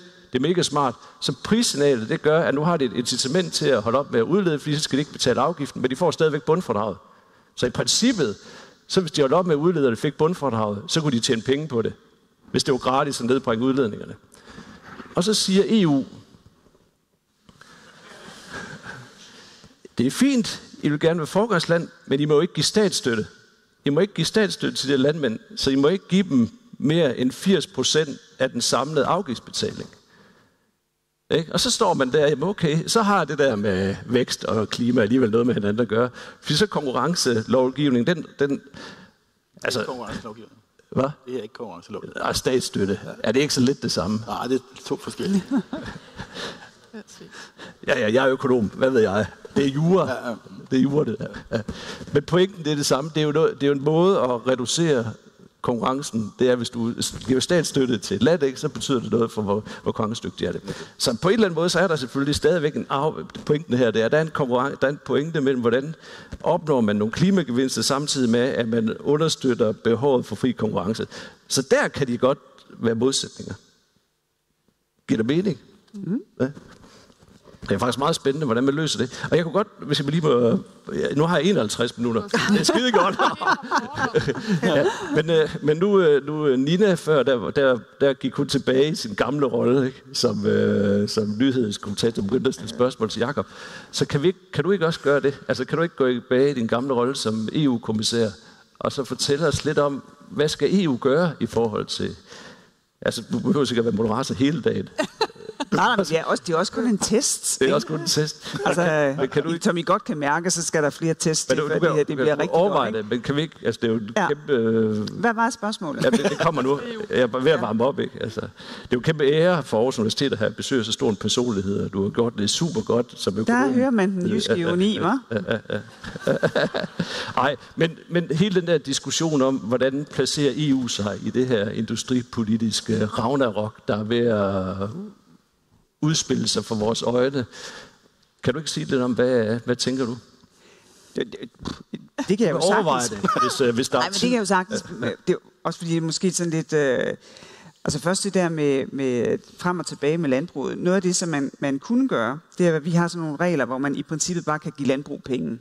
Ikke så mange, men sådan at det er ligesom, som der står på Christiansborg, man mildner luften for de klippede får. Så man kan sagtens lave en ordning, som var asymmetrisk. Sådan at små landbrug, jamen de fik inden for det, som vi kalder det minimis, altså så lidt, så vi tænker, at det betyder ikke noget for konkurrencen. Og det kunne i princippet godt være op til et beløb, hvor man tænkte, jamen det svarer nogenlunde til det, vi kommer til at betale i afgift. Men hvor det så var en større virksomhed, så ville man ikke gå helt op og give en fuld kompensation, fordi der er alligevel en større konkurrencemæssig ulempe ved det. Så man kan godt lege med de forskellige elementer i vores statsstøtteregler, for at sige, jamen asymmetriske ordninger er måske meget gode, fordi den, der er den lille på markedet, har ikke den samme effekt på det marked, som den, der er stor på det marked. Så det kunne man sagtens gøre. Det andet, som vi gør i forhold til den her Inflation Reduction Act, og den har intet med inflationsbekæmpelse at gøre, men der er faktisk nogle konkurrenceelementer i den, fordi den handler også om, at man gerne vil have lavere priser på for eksempel høreapparater eller internetforbindelser. Og i USA, der har man også sådan et... altså hele regeringen er optaget af at få mere konkurrence, fordi det amerikanske marked er mere koncentreret, end det europæiske er. Så alle bliver spurgt. Altså det er ikke kun Konkurrencestyrelsen i USA, der bliver spurgt. Det er også deres landbrugsstyrelse og deres styrelse for telekommunikation. De bliver alle sammen spurgt, hvordan kan vi få mere konkurrence, fordi amerikanere betaler for høje priser for en hel masse forskellige ting. Så der har man ikke den her europæiske debat, som handler lidt om, kan vi ikke holde det der konkurrence lidt ud i strakt arm, fordi dem, det gør ondt på, de råber meget højt, og de mange, som er glade for det, de tager det ligesom bare for givet. Og så er der det her element i den her lovgivning, som gør, at man kan få et skattefradrag, hvis man gør nogle forskellige ting, og det er netop ikke særlig målrettet. Det er ligesom bredspektret penicillin. Det er sådan noget, man ved ikke rigtigt, hvad man ellers skal gøre. En stor del af det ender i vores spildevand alligevel. Så det vi har gjort, det er dels at se på, okay, er der nogle specifikke anledninger, hvor det måske er lidt for fristende alligevel at tage til USA. Og det er jo fint, hvis man tager til USA, samtidig med, at man også investerer i Europa. Fordi så får man adgang til det amerikanske marked. Super cool. Rigtig godt for europæiske virksomheder. Men hvis det nu er et enten eller, så har vi dels lavet det sådan, at man kan matche den støtte, man ville få. Det har vi gjort én gang til en stor batterifabrikant, som hedder Nordvolt, som har fået ikke mindre end 902 millioner euro til at bygge en fabrik i Slesvig, som skal producere batterier med elektricitet fra Nordsøen.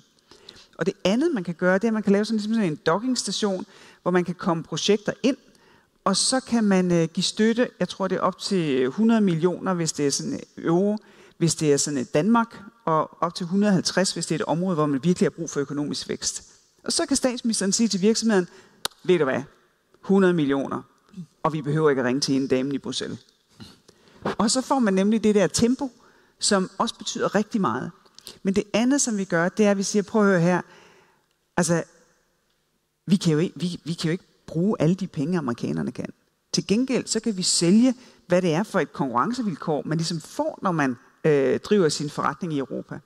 Adgang til højt kvalificerede medarbejdere, superdygtige forsknings- og innovationsmiljøer, regeringer, som ikke er korrupte, god infrastruktur, det indre marked, god digital infrastruktur, sikkerhed for dem, der bor der. Altså man kan komme til udefra, og man kan tiltrække medarbejdere og deres partnere, de kan få arbejde, og man lever trygt og godt der. Vi bliver nødt til ligesom at satse hele butikken på de mange forskellige ting, i stedet for at tro, at vi skal finde sådan en silver bullet, som kan løse det hele. Min bekymring er, at der faktisk er 2 silver bullets, som er helt afgørende, hvis det her skal lykkes. Og den ene silver bullet, det er politisk vilje. Hvis ikke der er politisk vilje til at gøre de her ting, altså for eksempel at sørge for, at vi alle sammen bliver dygtigere. Og det er ikke for at sige, at det er en dårlig idé at skære ned på universitetsuddannelser, fordi det er så åbenlyst. Det er for at sige, at vi skal på et helt andet niveau. Vi skal på et helt andet niveau. For eksempel så vil vi jo gerne have, at langt flere europæere har i det mindste basale digitale kundskaber. Der er afsat 18 milliarder euro i vores fælles europæiske genopretningsplan, og vi kan stort set ikke se nogen fremskridt. Så hvis man vil noget, så er den ene silver bullet, det er politisk vilje, og den anden silver bullet, det er lidt selvtillid til, at det her kan vi måske godt få til at spille. Altså lige præcis den der jyske, det er Jylland, det klarer vi. Altså hvis vi kan eksportere det, så vil Danmark være et forgangsland. Nu tager jeg lige moderatorhatten på igen, og giver ordet til Nina. Jo, tak. Men så vil jeg gøre, hvad Michael også gjorde, nemlig at stille spørgsmål tilbage til dig, Margrethe. Fordi du fik sagt det her med de store spillere, og hvad det er, I prøver at gøre fra Bruxelles, og det er jo al ære ved, og jeg forstår det jo godt, og det har jo også givet så meget mening i en anden tidsalder. Altså nogle gange kan jeg godt blive bekymret over, og du taler om veluddannede befolkninger, og jeg er helt enig. Jeg vil også, altså Europa er det sted i verden, jeg vil bo. Jeg skal ikke bo i forhåbentlig i Indien eller Kina eller andre frygtelige steder, hvor man fra centralt hold kan sige, at vi skal lige have en vindmøllepark der, og en højhastighedstogbane der, og en fabrik, der producerer giftige batterier der, og så er det bare bup, bup, bup, og så kører det. Og det er sådan, det gør andre steder. Problemet er bare, at vi er i gang med at sætte nogle linjer nu for de næste, jeg ved ikke, 100 år måske, som ser helt anderledes ud end de sidste 100 år. Og dem, der vinder, de tager det hele. Der er noget winner takes it all i den verden, vi er i øjeblikket, og det er rigtig ikke rart, fordi hvis vi ikke vinder, hvad så? Og AI, tech, og grøn omstilling er jo de store driver, og vi håber jo, at grøn omstilling skal være vores, og der er jo ingen tvivl om, at EU er de mest ambitiøse i verden på det her. Men kan vi også blive dem, der så når først i mål med de store løsninger? Vi har ikke nogen store tech-giganter i Europa. Det løb kører det. Jeg ved heller ikke, om vi når at få en stor spiller på AI, det tror jeg ikke, fordi det virker som om, at det også er kørt, og igen, winner takes it all, dem der når først ud. Så Margrethe, spørgsmålet til dig er også, at når du sidder der i 10 år med konkurrencepolitikken, altså det der med størrelsen og mastodonter, altså den der balancegang mellem, jamen, vi skal have fri konkurrence, gode priser, og folk må ikke blive for store, og hvad er det, vi egentlig vil? Og så den der, altså, vil du sætte dagsordenen, vil du bestemme, vil du være dem, der ruller det her ud over resten af verden? Fordi det er som om, at her i Europa ruller vi ikke særlig meget ud over resten af verden. Hverken styreformer eller værdier eller noget, og det er super trist. Så et lidt stort spørgsmål, måske. Eller det er nu, du skal være super optimistisk og sige, at jeg ser det alt for sort. Nej, men i gamle dage, når jeg deltog i Deadline, så havde de sådan en tidsenhed, som ligesom var et tidspunkt fra, jeg fik et spørgsmål til at sige, at jeg accepterer ikke præmissen for det spørgsmål. det gør jeg så delvis i forhold til det, du siger, men dog med noget nuance i forhold til det. Fordi spørgsmålet om kunstig intelligens, altså det er ikke tabt. Altså hvis for eksempel de europæiske offentlige sektorer, det er immer væk godt og vel halvdelen af den europæiske økonomi, faktisk bruger kunstig intelligens til at levere offentlige ydelser, fordi man har tillid til, at det kan blive gjort på en ordentlig måde. Det er derfor, vi har lovgivning om det. Fordi vi vil gerne skabe tillid til, at det her kan være i orden. Men vi sidder jo ikke på teknologien. Det er faktisk ikke helt rigtigt, fordi man behøver ikke at bruge ChatGPT eller Gemini eller hvad det nu kan være. Man kan lave nogle helt andre tilpassede løsninger. Altså, jeg tror, det er Dansk Sygehus, som har lavet en ordning, hvor de har fodret noget kunstig intelligens med 76.000 paneljournaler for tarmkræft. Og så får de støtte til at kunne tilrettelægge behandlingen, og det har mere end halveret, eller i hvert fald halveret, de komplikationer, som opstår i forbindelse med den behandling. Det er meget specifikt, men det er også super, super hjælpsomt at kunne gøre det, fordi så kan man ligesom sige til nogle andre, I kan fodre den her maskine med jeres journaler, fordi det er ikke sikkert, at tarmkræft udvikler sig på samme måde i forskellige områder. Så det er kun for at sige, at alternativet er jo ikke at sige, ej, det var ærgerligt, de andre de er foran, så nu går vi hjem og ser bekymret på det, og laver nogle glittede turistbrochurer, så folk kan komme og besøge det her frilandsmuseum, som Europa er blevet til. Det er jo at finde ud af, jamen, hvad er det, vi kan? Og der, hvor jeg har en enighed med dig, det er, at troen om, at vi sidder på toppen af verden, og andre bare gerne vil være ligesom os. Og det vil vi godt glemme. Fordi det, der har gjort, det er, at tit så rejser vi som en løftet pegefinger foran os. Det er ikke nogen særlig god måde at få venner på. Altså, det virker meget bedre med en udstrakt hånd at sige, skal vi finde ud af noget? Og det er kulturelt super svært at aflære, at andre måske også har fat i noget. Og jeg kan hilse at sige, at andre har fat i noget. Men det er faktisk ikke nødvendigvis noget, der ikke er europæisk. Det er bare en variation af det, vi tror på. Altså, folk de flygter jo stadigvæk til demokrati og til velfærdssamfund og til pressefrihed og hvad vi ellers har. De rejser faktisk ikke nogen steder hen, hvor det modsatte er tilfældet. Men Sofie har markeret for længe siden. Ja, men det er fordi, at det gode spørgsmål, der blev stillet, følte jeg lidt også var til industrien, nemlig altså hvis væksten fortsætter, hvad så? Og det er jo et rigtig godt og i øvrigt meget præsent spørgsmål. Der er mange, der stiller. Bare sige, og det er måske også lidt til hele den her diskussion, er vi de bedste i Europa? Det er vi ikke længere, og det skal vi forstå til rigtig mange ting, men vi får stadig rigtig mange idéer. Det gør de heldigvis også alle mulige andre steder. Dem ansætter vi jo også i danske og europæiske virksomheder, især hvis det ikke var så besværligt at gøre det. Så idéer fra alle steder er vi rigtig gode til at omsætte i virksomhederne. For det er altså i virksomhederne, at vi omsætter idéerne til at blive til produkter og løsninger, der også kan løse mange af de grønne udfordringer, vi står med. Dem, jeg repræsenterer i dansk industri, det er de grønne virksomheder, der har løsninger til at nedbringe CO2, få mere biodiversitet, mere natur. Og de skal jo ud og virke hurtigt. Det er sådan set det. De må meget gerne komme ud og virke i USA. Det gør de også. Og i Mellemøsten. Og i Kina i øvrigt, de skal bare også ud og virke hurtigt i Europa. Og der må alle mulige regler og forskellige implementeringer af regler helst ikke stå alt for meget i vejen. Det er jo så der dialogen er, men det betyder jo ikke, at de ikke skal tjene penge på dem, fordi så vil de jo ikke findes. Og det er den vækst, vi er nødt til at understøtte. Jeg har ikke meget tro på, at de idéer kommer ud at leve. Altså også apropos grænsen mellem stat og marked, om man vil, eller den synlige hånd og innovationen. Innovationen sker bedst på universiteterne selvfølgelig, og i virksomhederne. Ud og alle mulige andre uddannelsesinstitutioner. Ud og virke. Det skal lovgiver ikke sådan på den måde blande sig alt for meget i, fordi så kan det godt begrænse idéerne. Men selvfølgelig skal lovgiver kunne sige, at vi vil gerne have mere af det her.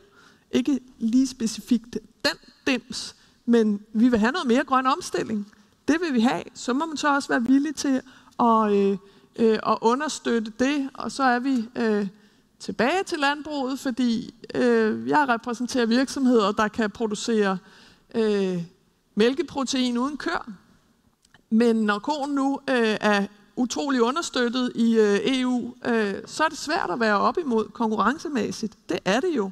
Altså koen får jo simpelthen meget konkret penge med i enden fra EU for at kunne producere både mælk og kød til os alle sammen i Europa. Det var der formodentlig engang en rigtig god grund til, men når man nu har alternativer, som ikke får nogen støtte, og som er meget, meget, meget dyre at udvikle som virksomhed, hvad er det så, der skal til for at komme på markedet?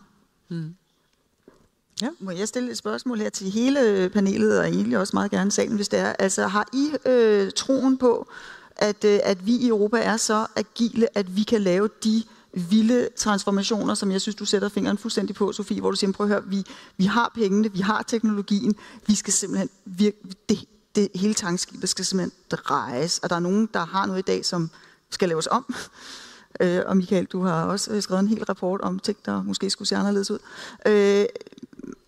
Og det er man jo nødt til at beslutte et eller andet sted. Og det kommer til at gøre ondt på nogen, og det er ikke rart at skulle miste noget, selvom du får at vide, at du får jo noget herover i stedet for. Og det kan godt være, at du troede, du var landmand, men du skal faktisk lave det her. Der er et godt job til dig, du tjener det samme, men det er det her, du skal lave.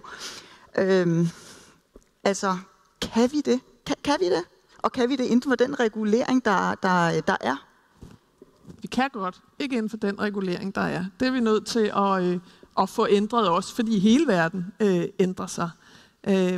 Jeg tror, hvis jeg nu havde været politiker, det er jo ikke længere, så vil jeg sige, at virksomheden skal også tage lidt fat. Og det er faktisk min rolle i det, nu når jeg repræsenterer DI, at sige til virksomhederne, hey, I er nødt til at hjælpe politikere og andre med at få folk med på denne her omstilling, at det skal gå lidt hurtigere. Uddannelsesinstitutionerne, sagde prorektoren, det er også i indledningen her, ikke? Vi skal forstå alle sammen, at hvis vi faktisk vil have den grønne omstilling til at lykkes, have Europa til ikke at være et frilandsmuseum, så er vi nødt til at sammen være med på den rejse. Og det er jo så de der balancer mellem, folk føler, at hvad så med deres job, og hvor bliver de sat af henne? Ikke? Og derfor kan man ikke sige, virksomheden gør bare det, politikeren gør bare det, og konkurrencepolitikken gør bare det. Altså der er mennesker ind imellem der nu, der er nødt til at have den dialog. Men selvfølgelig kan Europa, Dansk Industri har lavet sådan en kampagne herop til Europaparlamentsvalget, som var på coveret på den Bruxelles-avis, som man læser rigtig meget, hvis man er i Bruxelles. Den hedder Politico, der sagde, time is running out. Med et timeglas, og det er måske meget klassisk dansk industri, men den kunne altså også læses bagfra, som at det her faktisk er en mulighed for Europa. Så i industrien, der tror vi selvfølgelig på det, og ser jo Europa som det allerbedste, når man er europæisk industri, udstillingsvindue til at kunne handle med resten af verden. Men man skal også forstå, at det er time is running out. Ja, vi får lige Jakob ind på spørgsmålet. Når man ser på... du kender markederne i Danmark. Du ved, hvordan de fungerer eller ikke fungerer. Som du siger nu, arbejdet er ikke gjort. På Ninas spørgsmål, kan der komme tempo på til at adressere, hvad det er for en global konkurrence, som virksomhederne er i? Jeg tror, det spørgsmål, I rejste, eller ligesom kredser omkring, det er jo det her med, om hvis man skal i retning af en grøn retning og styrke klima, alt det, og hvad der så kræves. Og der tror jeg vil nøjes med at sige, at det er jo i høj grad en politisk beslutning, og det handler om regulering, først og fremmest. Og selvfølgelig kan der være et statsstøttehjørne i den diskussion, det vil jeg ikke afvise, men jeg synes bare, i forhold til den traditionelle gængse konkurrencepolitik, altså det er virkelig ikke velegnet til sådan at bringe os i den retning. Altså det er virkelig ikke instrumentet til det, så jeg vil virkelig... Der kan være masser af musik i det, men det er andre instrumenter, og det er nok også noget, der skal ske i høj grad på EU-plan, tænker jeg, fordi ellers så bringer det nok ikke meget videre. Michael? Yes, men altså jeg er jo fra Jylland og bor det dejligste sted i verden, som Merete, hun sagde, så jeg er optimist. Altså, det var også det dejligste sted i verden for 100 år siden. Og så er spørgsmålet, er det også det om 100 år? Og det er klart, det ved vi jo ikke. Men altså, jeg er sgu da rimelig med på det. Altså, vi har verdens bedste universitet, vi har de bedste studerende, vi har de bedste professorer, vi har de bedste kommissærer. Altså, selvfølgelig er der ting, der truer, men vi har jo også... Altså, ikke med erhvervsstøtten og mere støtte til universiteterne. Mere støtte til universiteterne, nej. Men jeg tror, og det er jo lidt tilbage til den der diskussion, vi havde med IRA, ikke? Så siger jeg, okay, nu laver Biden noget, og det giver en masse gode ting, men det er den smarte måde at gøre det på? Nej, det er det ikke. Kan vi gøre noget, der er smartere? Ja, det kan vi godt. Er vi i gang med det? Ja, det er vi. Ikke? Så spørgsmålet er, hvor efterlader det os så i det kapløb omkring den grønne omstilling? Og jeg tror ikke nødvendigvis, det efterlader os et dårligere sted. Slet ikke i USA, fordi... Men, altså, så jeg tror, vi kan gøre tingene smartere, og vi er jo dygtige.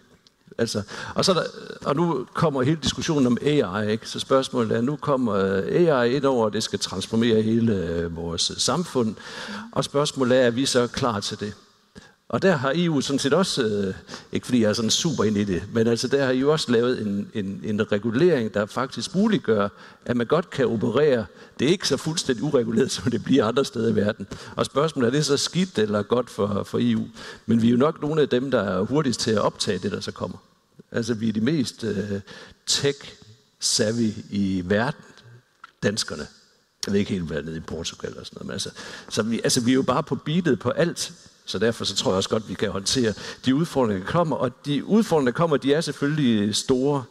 Altså fordi der er hele den der diskussion om det, der vist hedder strategisk autonomi, ikke? Hvor man gerne vil gøre alting selv, ikke? Og det går imod alt det, der har bragt velstand, og det er, at vi outsourcer og uddelegerer og bruger det i komparative fordele, og nu vil vi gøre det hele selv. Men det er jo også sådan lidt misforstået, at vi skal gøre alt selv. Vi skal gøre det selv, som virkelig, virkelig er nødvendigt, ikke? Og det er vigtigt, at vi har noget mad, hvis det lige pludselig bliver skåret af. Og det er også vigtigt, at vi har noget energi, hvis Putin han udvider sine interesser og alle de der ting. Så det selvfølgelig er det vigtigt, og der er nogle ting, der måske er kommet for langt væk. Nu er jeg tilbage til mine eksternaliteter, ikke? Der er måske nogle ting, der er kommet for langt væk, og det kan vi tage tilbage. Men spørgsmålet er lige om er det, altså, så vi skal gøre det på de rigtige steder, og så nogle steder, der gør det måske ikke så meget, at vi ikke er i front. Så længe vi er i front til at adaptere det. Og det tror jeg, vi er i hvert fald en stor del af Europa. Nina? Jeg skal gøre det kort. Jeg er måske heller ikke så pessimistisk lige på danskernes vegne. Vi er de mest tech-forbrugende og digitaliserede samfund i verden, og klar til at bruge alting. Vi er veluddannede, og vi er smarte, og vi er agile, og hvad vi er. Men jeg ser os jo også som en del af et Europa, og vi som sagt er nødt til at rykke som enhed, hvis vi skal op imod de andre globale dagsordner og poler, der er kommet. Og så tror jeg, og nu vi har parlamentsvalget lige om hjørnet, og det hele er oppe i luften, og det hedder jo også Markets for People, debatten i dag. Og jeg tror måske bare, at der, hvor min bekymring også er, det er, jamen har vi folket med på alle de vilde tanker og ting, der sker, og nogen, der som sagt skal lave noget andet, end de lever af i dag, og sådan noget, fordi det jeg så også, og fra min stol jo oplever, og det vi går meget op i, det er jo sådan helt almindelige hverdagsliv derude, og job og familie, og bare det, der egentlig bare optager os alle sammen, når vi står op om morgenen. Og det er ikke rart, når ting, something rock the boat, og det bliver usikkert, og hvad er det egentlig, vi har med at gøre, der er krig, og hvad vil jeg... Altså, så det er sådan... Og det kan godt bekymre mig, om vi som folk og befolkninger over hele Europa... Og det er også et medieperspektiv, fordi er vi nok informeret og forstår vi de store sammenhænge og så videre, og bliver det gjort på den gode måde. Så det var egentlig mere for lige at hejse det flag og sige, at det er måske der kan være nogle brudflader mellem, at der bliver tænkt nogle rigtige tanker, men der er bare virkelig langt ud til, når det så bliver implementeret i en hverdag, hvor at det er en selv, der bliver ramt. Men lige på den impuls, så vil jeg gerne være det der videobånd, der kommer ind i tæt på sandheden, efter at kanonen er blevet skudt af, og alle har råbt Danmark, Danmark, Danmark. Altså, der er andre gode lande i verden.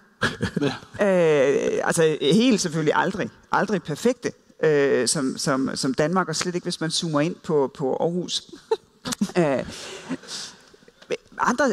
Altså, for eksempel så er der jo startup-miljøer i Paris, hvor man taler engelsk. Altså, hvem havde troet det?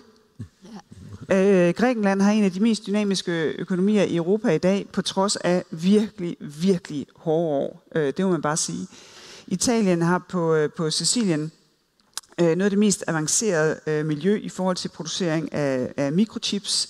Ikke kun produktionen af dem, men faktisk også pakningen, som er en lille smule kompleks, fordi man skal jo klippe noget i stykker, som er mindre end, jeg ved ikke hvor lidt af diameteren af et hår, og så skal man pakke det ind, og så skal der sættes ledninger i, og det er nogle tiny ting, man har brug for. Så vi kan virkelig mange ting i Europa, men jeg vil gerne vende tilbage til det, der ligesom var mine 2 silver bullets, og det ene det er politisk vilje, og det andet det er selvtillid, til at vi faktisk kan få det gjort. Og vi har jo nogle kilder til den selvtillid i den tætteste forhistorie. Hvis I kan huske under pandemien, hvor vi havde et fælles vaccineprogram, som jo gjorde, at vi fik vacciner på rekordfart i forhold til, hvordan det ellers tager at udvikle vacciner, så besluttede vi os for at sige, jamen vi vil have en fuld godkendelse af de vacciner. Fordi ellers er risikoen jo, at nogen rækker hånden op og siger, det er sådan noget nødgodkendelse, det er ikke så godt, det I vil sprøjte ind i os, I har ingen anelse om, hvordan det kommer til at fungere. Så vi vil have en fuld godkendelse. Og normalt så vil man sige til medicinalvirksomhederne, nu laver I jeres test, og når I er færdige med dem, så putter I jeres data ned i flyttekasser, så kører I dem hen til Bruxelles, og så ser vi på dem, og efter frokost, så ser vi på det igen. Så sagde vi, det er nok ikke måden at gøre det på. Hver eneste dag i jeres testproces, hvis I har data, som er færdige, så skiber I dem afsted til os. Og så ser vi på dem med det samme. Sådan at den sidste dag, når I har lavet jeres sidste forsøg, og I sender de sidste data afsted, og vi har set på dem, så er vi også klar med vores samlede vurdering. Og det gjorde, vi har fået den hurtigste vurdering nogle gange af en fuldgod godkendelse. Og det kunne man jo lade sig inspirere af. Fordi rigtig meget af det her, det handler jo om, at tingene bliver ordnet med tempo. Men hvor vi stadigvæk har tillid til, at det faktisk fungerer. Fordi det er jo lidt det, der er vores europæiske model. Det er, at vi faktisk gerne har tillid til, at det fungerer. Det er derfor, at tingene går godt og bliver ved med at gå sådan rimelig godt. Vi snakker meget om balancer, og jeg har fået 2 spørgsmål, som lige pludselig handler om lidt det samme. Det første fra Bo Skovsbøl, som spørger, efter finanskrisen blev der stillet stærkt øget krav til bankernes solvens. Det har ført til mange fusioner i banksektoren, og dermed formentlig faldende konkurrence. Bør der slækkes lidt på kravene til bankernes solvens for at øge konkurrencen i sektoren? Og det andet fra Ole Kvist. Konkurrencestyrelsen har gjort en stor indsats for at styrke offentlig-privat samarbejde. Hvordan harmonerer et ønske om flere offentlig-private partnerskaber, hvor man samler ekspertise fra de 2 sektorer for at sikre effektive løsninger med konkurrencepolitik? Og det er jo sådan lidt de samme spørgsmål, altså balancen mellem konkurrence og samfundskrav. Altså kan det punkt findes? Det må være dig, Jacob, der er den første til at give et bud. Ja, tak for det. Det er ikke så nemt. Hvis vi starter med bankerne der, så jeg tænker, at der var rigtig god grund til at stramme reguleringen af bankerne efter finanskrisen, og det var der alt mulig mening i. Og et af kravene var det her med at øge kapitalkravene, synes jeg også gennemgående ret fornuftigt, og jeg tænker ikke, at kapitalkrav, så længe de er nogenlunde ensartede og fornuftige, hæmmer konkurrencen på nogen væsentlig måde. Så det synes jeg ikke, at det er ikke et tema, vi er specielt optaget af. Der er mange andre elementer i den finansielle sektor, som vi kigger ind i, som er mere interessante sådan noget for sådan en konkurrencefaglig tilgang til tingene. Og så ved jeg ikke helt med det med offentlig-privat samarbejde der. Men jeg tror, ideen var lidt at sige, at svækker det i virkeligheden konkurrence? At man går sammen offentlig og privat? Når 2 forskellige logikker mødes, sådan en offentlig logik med, at vi finansierer nogle ting, fordi det netop ikke er markedsudsat. Altså vi finansierer et uddannelsessektor og en sundhedssektor, og vi synes faktisk, at alle skal have den samme gode behandling. Kan I huske, på Bornholm, der eksperimenterede de med deres helt egen behandling af brystkræft. Og det var faktisk først, da Sundhedsstyrelsen satte ind, fordi folk de døde af det, at det eksperiment ligesom blev lukket igen. Altså så vi har nogle samfundsmæssige hensyn, der er ting, vi finansierer stort set fuldt ud med offentlig betaling. Når man så kobler det sammen med en privat sektorlogik, som handler om bundlinje, og det skal kunne svare sig. Hvad sker der så med konkurrencen på de områder? Altså som udgangspunkt er der nogle regler, der sætter nogle grænser for, hvad man kan og ikke kan på det her felt. Ikke? Altså offentlig myndighed har også for eksempel en udbudspligt. Så hvis de skal have lavet et eller andet projekt, så skal de sådan under vis betingelser sende det udbud, og så kan virksomheder byde ind på det. Og det, er jo, det giver jo meget god mening. Omvendt så er der også mulighed for offentlig-privat samarbejde, så længe man sådan efterlever de der almindelige betingelser på området. Det kan der jo være rigtig meget musik i. hvis man gør det rigtigt og sørger for, at de virksomheder, der deltager, sådan, at ikke får eksklusive rettigheder eller bliver behandlet bedre i processen end andre virksomheder. Ikke? Så som udgangspunkt, jeg tror ikke, vi har haft så meget succes med den type for alvor i Danmark. Det er noget, man godt kan arbejde videre på, og der er også så vi har sådan en gruppe, der hedder FOPS, hvor der sidder aktører både for indkøbssiden og ordregiversiden. De sidder blandt andet og snakker noget om det her omkring offentlig-privat samarbejde. Hvordan gør man det? Hvordan kan man sådan være ambitiøs på det her felt, og samtidig er sikker på, at konkurrencen fungerer ordentligt, og at det er gennemsigtigt, og den slags ting. Ikke? Så det er noget, der arbejdes med. Michael? Yes, det første der, og det er lidt det, jeg faktisk måske har prøvet at sige hele tiden, at der er hele tiden nogle afvejninger. Ikke? Og det er, at man vil gerne have konkurrence, fordi det skaber høje... Jeg har sagt det masser af gange. Ordentlig koordinering og ordentlig allokering af ressourcer. Og så er spørgsmålet, nogle gange så er der nogle markedsfejl. Og det er der jo også i forhold til den finansielle sektor. Og en af de markedsfejl, det var moral hazard, det var, at finansielle virksomheder, de kunne påtage sig rigtig, rigtig meget risiko, og hvis det så gik galt, så blev de billedet af af Sofie og Margrethe, dengang de var i dansk politik, og siger, nej, vi kan ikke have, I går ned, vi giver nogle penge, og så pantsætter man 2 gange Danmarks BNP for at holde hånden under Danske Bank i finanskrisen. Ikke? Og så er det klart, at giver det mening at lave noget regulering der? Jep, det gør det, fordi der er en markedsfejl. Og så er spørgsmålet selvfølgelig, finder man så det rette niveau for, hvad skal kapitalkravene være, hvordan skal de indrettes, og hvordan skal de variere over konjunkturen og sådan noget. Og det er man så ved at prøve sig frem til. Men det vi så nu, da corona ramte, det var, at så havde vi jo super velpolstrede pengeinstitutter. Og det vil sige, at den økonomiske krise, som sundhedskrisen er medbragt, den rørte overhovedet ikke den finansielle sektor. Og var det heldigt for os andre? Jep. Fordi det gjorde, at vi hurtigt kom tilbage. Der var ikke kreditfreeze, der var ikke alle de ulyksaligheder, der var ikke kæmpe nedgang i boligsektoren, der var virksomheder, kunne stadigvæk låne penge. Og var det rart? Ja, det var rart. Er det på grund af reguleringen? Ja, det ved vi ikke. Muligvis. Men reguleringen er i hvert fald god, fordi den har afklaret nogle markedsfejl. Og så længe det gør det, så kan det godt være, at det støder imod nogle konkurrence. Men det er jo så de afvejninger, man skal finde. Og det er jo god økonomisk politik. Så. Men der er også, altså, den måde, det er indrettet på, uden at jeg helt kan huske detaljerne, så er det sådan, at mindre banker typisk er omfattet af større kapitalkrav end større banker. Og det er klart, hvis det ikke ligesom afspejler nogle objektive forhold herunder sådan nogle markedsfejlsovervejelser, så kan det jo godt give nogle ubalancer i systemet. Ikke? Men, og det er selvfølgelig rigtigt, at der er rigtig meget registreringskrav. Og det er klart, det har de små pengeinstitutter svært ved, altså simpelthen bare for forretningsmodellen til. Så det er en ulempe for de rigtig små, og det er så den pris. Men så spørgsmålet, man kunne køre ligesom EU. Altså man kunne have sådan nogle differentierede regler. Det ved jeg, det er heller ikke nok ind i reglerne til. Men det er igen det der med at finde den rette design af den politik, man gerne vil have til at løse de. Så man kan godt finde den rigtige balance, hvis man er dygtig.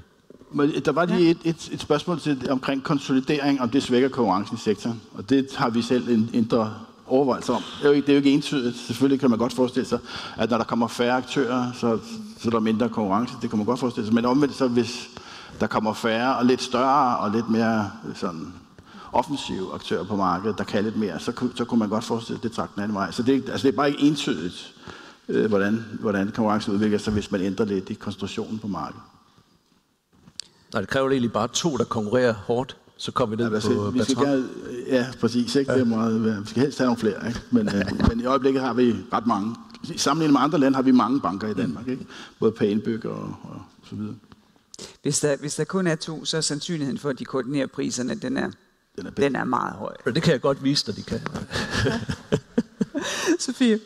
Jamen, der er jo kommet rigtig meget godt ud af offentlig-privat samarbejde, nye virksomheder, nye idéer. Pandemien er vel også et fremragende eksempel på, eller håndtering af den, at der virkelig kom meget ud af offentlig-privat samarbejde, både i Danmark og i Europa. Også nye virksomheder, nye produkter, nye løsninger, og langt, langt hurtigere ud og redde liv, bogstaveligt talt, end der ellers ville have været. Bekymringen, når man kigger fra industriens side, det er, at der ikke er helt de samme, altså at det offentlige ikke overtager private opgaver, som man kunne have fået nye job, nye muligheder, nye løsninger, og selvfølgelig også ny indtjening ud af, fordi det kan være noget mindre gennemskueligt, hvad er det egentlig, for en kasse det kommer fra, hvis det kommer fra det offentlige, altså hvor bliver prisen sat, men grundlæggende så er virkelig meget godt at hente, hvis det er gennemsigtigt og tydeligt. Nina? Jeg har jo en fortid i finanssektoren, bare lige for at flage det. Og jeg må også bare sige, altså jeg tror, det var rigtig sundt for sektoren og Danmark, at den blev fusioneret ned i mindre, i større stykstørrelser. Jeg tror, hvad har vi 50 færre banker og pengeinstitutter nu, end vi havde i 7 eller sådan noget. Og jeg ved ikke rigtig, om solvensen måske var den triggeren. Jeg tror, som jeg også lige fornemmer det og hører det i dag, så er det som en back-office hvidvasklovgivning, ikke mindst. Og hele det der kendt din kunde. Der er ekstremt meget regulering i den finansielle sektor på alle transaktioner, på alle niveauer, og selvfølgelig også inden for investeringer, som gør, at du simpelthen er nødt til at have et back-office, der siger bare 2. Men jeg tror, det er en god ting for samfundet, uden tvivl. Men det, som de taler om i den sektor, når jeg hører dem sige noget, det er jo også, at de jo synes, at det er lidt for tungt. Og regulatoren siger jo så også måske efterhånden, og de siger jo ikke, at vi skal have færre regler eller lempeligere regler. De siger, at vi skal have enklere regler. Og det tror jeg måske er det, vi skal... Altså, og det hører jeg jo tit, det også, og Margrethe, jeg ved ikke, altså... Det er som om, at det skal blive mere og mere kompliceret, og det er måske også noget af det, der kan hæmme i Europa, og det vi gerne vil meget mere af. Altså, hvis tingene nu var enklere, så det er ikke strenghedskrav, men det er simplificeringen af det, jeg ved det ikke. Altså, det er i hvert fald det, finanssektoren siger. Og det er jo nemt at sige, og sikkert svært, og mange andre, og det er jo sikkert svært at få ud i livet. Altså det, der i min erfaring er svært i forhold til enklere regler, det er, at enklere regler er også mere brutale. Ja. Altså, der er mindre gråzone, der er flere, der ligesom bliver fanget på kanten. Og så kommer sådan nogen som politikere, som jeg er til en vis grad, Sofie har været, så siger, det er også ærgerligt. Og så laver man en lille regel, der ligesom skal overfor lige de sidste med. Men så er der bare stadigvæk en grænse. Og så bliver der lige en lille udvidelse mere. Så jo tættere man vil på, at tingene er retfærdigt udmålt på sidste millimeter, jo mere kompleks bliver verden. Og vi lever i en verden, hvor der kan kommunikeres rigtig, rigtig meget om ting, der er uretfærdige. Og derfor så er der sådan en bevægelse hen imod større og større kompleksitet. Så derfor skal man også være villig til, hvis man vil have enklere regler, så bliver det også bare mere brutalt. Så vil der være nogen, der falder ned af en klift en gang imellem, fordi de ikke kan være med i, at der er en enkelt regel, og det er sådan, den fungerer, og dem, der ikke kan være med, de falder udenfor. Og der har bevægelsen de sidste mange år, den har været den modsatte. Den har været, at vi vil have toninger, vi vil have glidende overgange, vi vil ikke have, at nogen de ligesom bare falder igennem. Så derfor er det en helt anden måde at tænke på. Og i et andet liv, der havde jeg ansvar for noget, som vi kaldte tillidsreform. Fordi vi tænkte, prøv at høre her, der vil altid være nogle brodne kar. Vi kan ikke belaste alle dem, der gør sig umage og bare gerne vil følge loven med alle de regler, der skal til for at fange de sidste brodne kar. Så lad os komme af med nogle af dem. Og så lever vi med de brodne kar. Det kan vi godt, fordi vi kan have tillid til, 98 eller 99% af folk. Så kaldte vi på folk, som havde tossede regler, og så lagde vi alle de tossede regler op på et bord, og så sagde vi, okay, er vi klar? Nu tager vi dem og afskaffer dem. Altså, den der regel, den har jeg fundet på. Det var en god regel. Og så var der den der regel, den har jeg fundet på, og den var faktisk også rigtig god, da den blev lavet. Og det endte jo ingenting, fordi alle regler har en sponsor. Alle har fået en regel lavet, som blev lavet for deres skyld, fordi der var et problem. Og derfor så endte det med, at vi tog væk med en pincet, mens kollegerne over i Folketinget, de sad og læssede på med en skovl. Så det er nærmest imod naturen. Og derfor tror jeg, hvis man skal i mål med enklere regler, så skal man ikke tage af fra toppen. Så skal man give sig tid til at analysere, hvad vil vi egentlig på det her område? Fordi det er den eneste måde ligesom at kunne lave en ny struktur. Og så kan man også meget bedre ligesom få op på bordet, hvad er det for nogle afvejninger, der skal til. Fordi alle regler er udtryk for, at interesser bliver afvejet over for hinanden. Og hvis ikke man kan tage den diskussion transparent, så bliver den ikke legitim. Og det er det, der gør det svært. Ikke? Fordi der sidder garanteret mange nu, som holder af fugle og bier og dyre biodiversitet, og bliver sådan lidt bekymret, når de ser, at nu er det ligesom industrien, der har den. Fordi så tænker de, jamen, hvad så med de regler, der skal sørge for, at ja, industrien skal bygge, men skal det lige være oveni, der hvor der egentlig var tænkt et vildt reservat, eller hvad det nu kan være. Nu har vi talt sådan lidt om det danske marked og det europæiske marked. Der er et spørgsmål, som vi godt kan nå fra Kasper Olsen, som også er her til stede i rummet, som siger, at det indre marked er især godt for vækst i Europa. Taler de for at udvide EU med flere medlemslande? Er der flere fordele ved at udvide end ulemper? Og vil det skævvride konkurrencen mellem medlemslande? Og det er jo sådan lidt fokus på konkurrence. Der er mange andre dimensioner i udvidelse.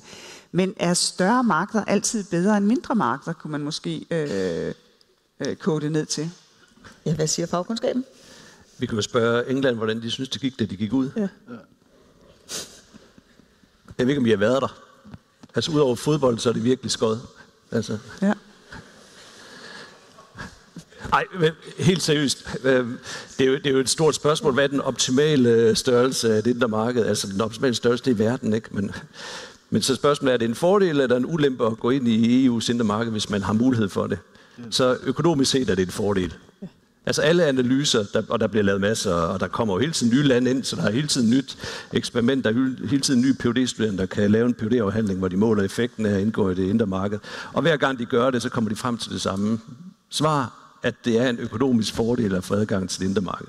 Så derfor, så det taler så for, men så er spørgsmålet selvfølgelig, hvad betyder det så? Og det er jo det er den økonomiske, det er for at få adgang til fri mobilitet af kapital og arbejdskraft og ingen protektionisme. Så alt det, vi godt ved, og alt det, vi godt kan lide ved konkurrence, det viser sig også i virkeligheden. Så det taler jo så bare for at lave mindre protektionisme. Mm. Men det gælder jo på verdensplan, så jeg vil sige, svaret sådan økonomagtigt, det er ja. Eller stort. Sofie? Ja, men altså fra virksomhederne ingen tvivl. Jo større marked med ens regler, jo bedre. Det vil være godt, men det er jo så det. Hvordan bliver det så håndhævet og implementeret? Kan vi gennemskue det? Tror vi på, at vi har forstået det på samme måde? Fordi ellers så kommer selvfølgelig konkurrencelovgivning, men jo også altså snyd og bedrag og stater, der måske spiller en rolle, man ikke kan få øje på som virksomhed. Og så bliver det pludselig noget helt andet. Så man kan ikke adskille det marked fra de værdier og de rammer og den forståelse og de demokratier eller mangel på samme, som man er en del af. Og derfor skal man jo veje det, og i hvert fald også som virksomhed og som industri, op imod fordelene. Altså igen også her balancerne ved det. Men grundlæggende har det været en kæmpe gevinst for danske virksomheder, og derfor også for danskere og dansk velfærd, at være en del af et stadig mere harmoniseret indre marked. Også bare for at sige, der er jo ret stor forskel på, om kommissionen laver en act, en forordning, eller om de laver et direktiv, som man kan fortolke på ret mange forskellige måder stadig i forskellige medlemslande. Som også så sådan helt indre marked har vi jo ikke endnu. Og igen vil jeg sige, at jeg er ikke i tvivl om økonomisk, der kan vi jo så bare slå op i tabellerne, det er en super god idé. Jeg tror, man skal huske at have befolkningerne med. Også på det mentale niveau af, med det arbejdskraftens fri bevægelighed og kapitalens fri bevægelighed, og hvad der ellers hører til at blive inviteret ind i det her helt fantastiske klub. Så bare et flag ved, at det kan godt være, det på regnearket også ser rigtig godt ud, men er befolkningerne også klar og villige til at invitere alle ind og være one big family? Og der nogle gange bliver jeg i tvivl, når jeg kigger ud i landskabet. Men forskellen på familier og EU, det er jo, at inden for familier, der bærer man på sæt og vis lidt over med hinanden, ikke? Altså, der er altid en fætter, der snyder, når man spiller Uno. Ja, ikke? Det ved man jo. Her, der er det jo sådan lidt mere, altså, det er en klub, der er regler, man har signet op for at have en bestemt adfærd. Så derfor så er det jo ikke, det kan ikke kun være et markedsspørgsmål, fordi det, som Sofie siger, det er jo også, hvad er det for en kultur, man kommer ind med i forhold til lovhåndhævelse. Men Jacob, du kender vores europæiske kolleger ret godt i forhold til det der med, er der nogenlunde ensartet håndhævelse. Fordi Sofie har ret i, at når vi sidder nede i kommissionen og ser på, hvordan landene de gør europæisk lovgivning til national lovgivning, så bliver vi mere og mere betænkelige ved det. Fordi det er jo sådan lidt, skal vi lave en ny lov, europæet af Europa, inspireret af Europa, super, så trækker vi også lige skuffen ud, og så hænger vi det og det og det og det på. Og lige pludselig kan man måske ikke rigtig genkende det, der skulle være én regel.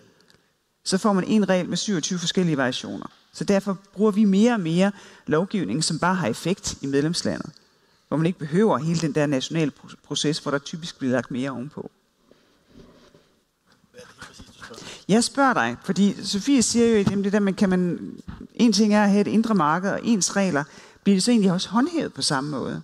Altså jeg kommer ikke altid til alle møderne i vores europæiske netværk, men sidder I så de nordiske, tænker man over i et hjørne og skubber lidt til de andre og siger, dem der nede i Grækenland, de har overhovedet ikke forstået, hvad konkurrencelovgivningen går ud på.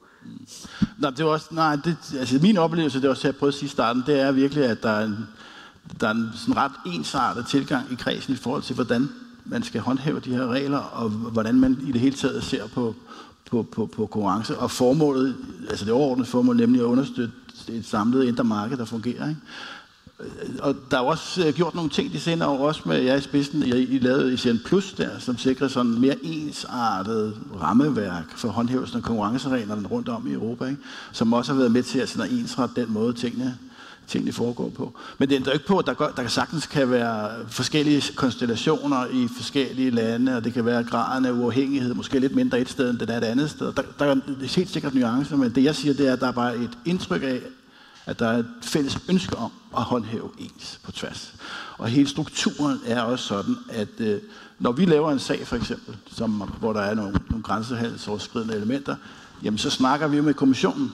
Og hvis kommissionen synes, vi er helt hen i hampen, så kan de jo stoppe sagen eller selv tage den. Altså, så der er sådan noget checks and balances i systemet, der understøtter rimelig ensrettet håndhævelse. Og det synes jeg er enormt positivt og fungerer fint. Og nu har vi jo så mest talt om i hvert fald på en eller anden måde antaget, at vi taler om varer og tjenester, som man ligesom relevant kan transportere inden for hele vores indre marked. En af de første fusioner, jeg havde, og den handlede om cement i Kroatien. Og der er det ved cement, at det er dyrt at transportere, især hvis man skal op over en bjergkæde. Og der viste det sig, at den bjergkæde, som er en del af Kroatien, den deler sådan set det kroatiske cementmarked op i 2 forskellige markeder. Og det endte faktisk med, at vi forbød den fusion, fordi ellers ville den ene del af Kroatien få meget dyr cement i forhold til den anden del af det. Og det andet eksempel, det har at gøre med varens kvalitet. Altså hvis vi tænker på en rigtig lækker Marsbar, jamen så er den lavet ved at nogen har kombineret forskellige produkter. Og et af produkterne, det er flydende chokolade. De produceres typisk et sted af en type af fabrikker. Og det kører så i tankvogne. Og hvis man kører det mere end omkring 500-550 km, så forringes kvaliteten helt markant. Fun fact fra konkurrencehåndhævelsens virkelighed. Så derfor så har vi faktisk ikke et europæisk marked for flydende chokolade til kiks og Marsbar og hvad man ellers kan forestille sig. Fordi det rejser simpelthen bare meget dårligt. Så der er en hel masse ting at tage hensyn til, når man ser på det her, som handler ikke bare om det indre marked, men som handler om, hvad er geografien i det indre marked? Krise. Og hvad er varenes kvalitet? Altså kan de overhovedet produceres så langt væk, at hele det indre marked, det giver mulighed for det. Nu skal I høre, en af de mange ting, som jeg muligvis har gjort forkert, det er, at jeg har læst op de spørgsmål, som er stillet her i rummet. Fordi så havde vi en ting kørende her. Men det kan godt være, at der er en, der vil have det sidste ord her i rummet, og rejse sig op og sige, nu skal I høre, jeg har simpelthen det egentlige spørgsmål, som vi burde have diskuteret de her 2 timer. Ja, ikke? Så kom med det. Der er også en stor en. Det er ikke tilfældet. Ja. Det kunne jo så være, Margrethe. Hvad skal du nu? Hvad siger du? Jeg siger, det spørgsmål, det er fordi ingen tør stille det. Nej. Hvad skal du? Hvad skal jeg? Jamen, jeg kan mærke, at det spørgsmål er i rummet. Stillet, Nina. Er det ikke rigtigt? Men jeg tror vi er nogenlunde enige om, at jeg skal ikke være moderator. Nej, det synes jeg faktisk overhovedet ikke, vi er enige om. Nej. Du skulle have et radioprogram. Hvad var det, Margrethe og Monopolet? Var det ikke det, vi blev enige om? Ja. Og det skal kun handle om konkurrencehåndhævelse. Nej, altså jeg har jo sagt til regeringen, at hvis ikke de kan finde en bedre dansk kommissær, så er jeg selvfølgelig til rådighed, det er klart. Men hvis de kan det, så skal jeg jo selvfølgelig finde på noget andet. Det skal du jo. Det skal jeg jo, og jeg har selv været med til at sætte pensionsalderen betragteligt op. Så det der med bare ligesom at chicken ud og sige, ej, nej, ikke mere, jeg skal hjem og forsørges, det kommer nok heller ikke til at spille. Men altså, sandheden er, at jeg ved det ikke. Og jeg plejer at lave den aftale med dem, der spørger, at du bliver den første, der får det at vide. Mig og seerne, det er i orden. Men måske er grunden også, at et eller andet sted, så jeg sikkert, at der blev stillet op til forfriskninger ude foran. Nu må man har været igennem den her tour de force af forskellige perspektiver på, hvorvidt konkurrence skal hæmmes, udvides, inden for hvilket areal det skal ske, og hvad det er for nogle begrænsninger, der ligger på konkurrencens effektivitet i forhold til de andre ting, vi gerne vil opnå, i forhold til sundhed og uddannelse og klima, og selvfølgelig geopolitikken, som jeg også synes, vi har været virkelig godt rundt omkring. Altså, jeg har det sådan, at jeg synes, der er plads til gigantisk bifald til det her fantastiske panel.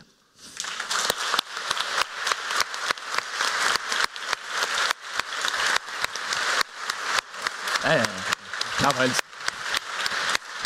Så laver man noget, mens folk klapper.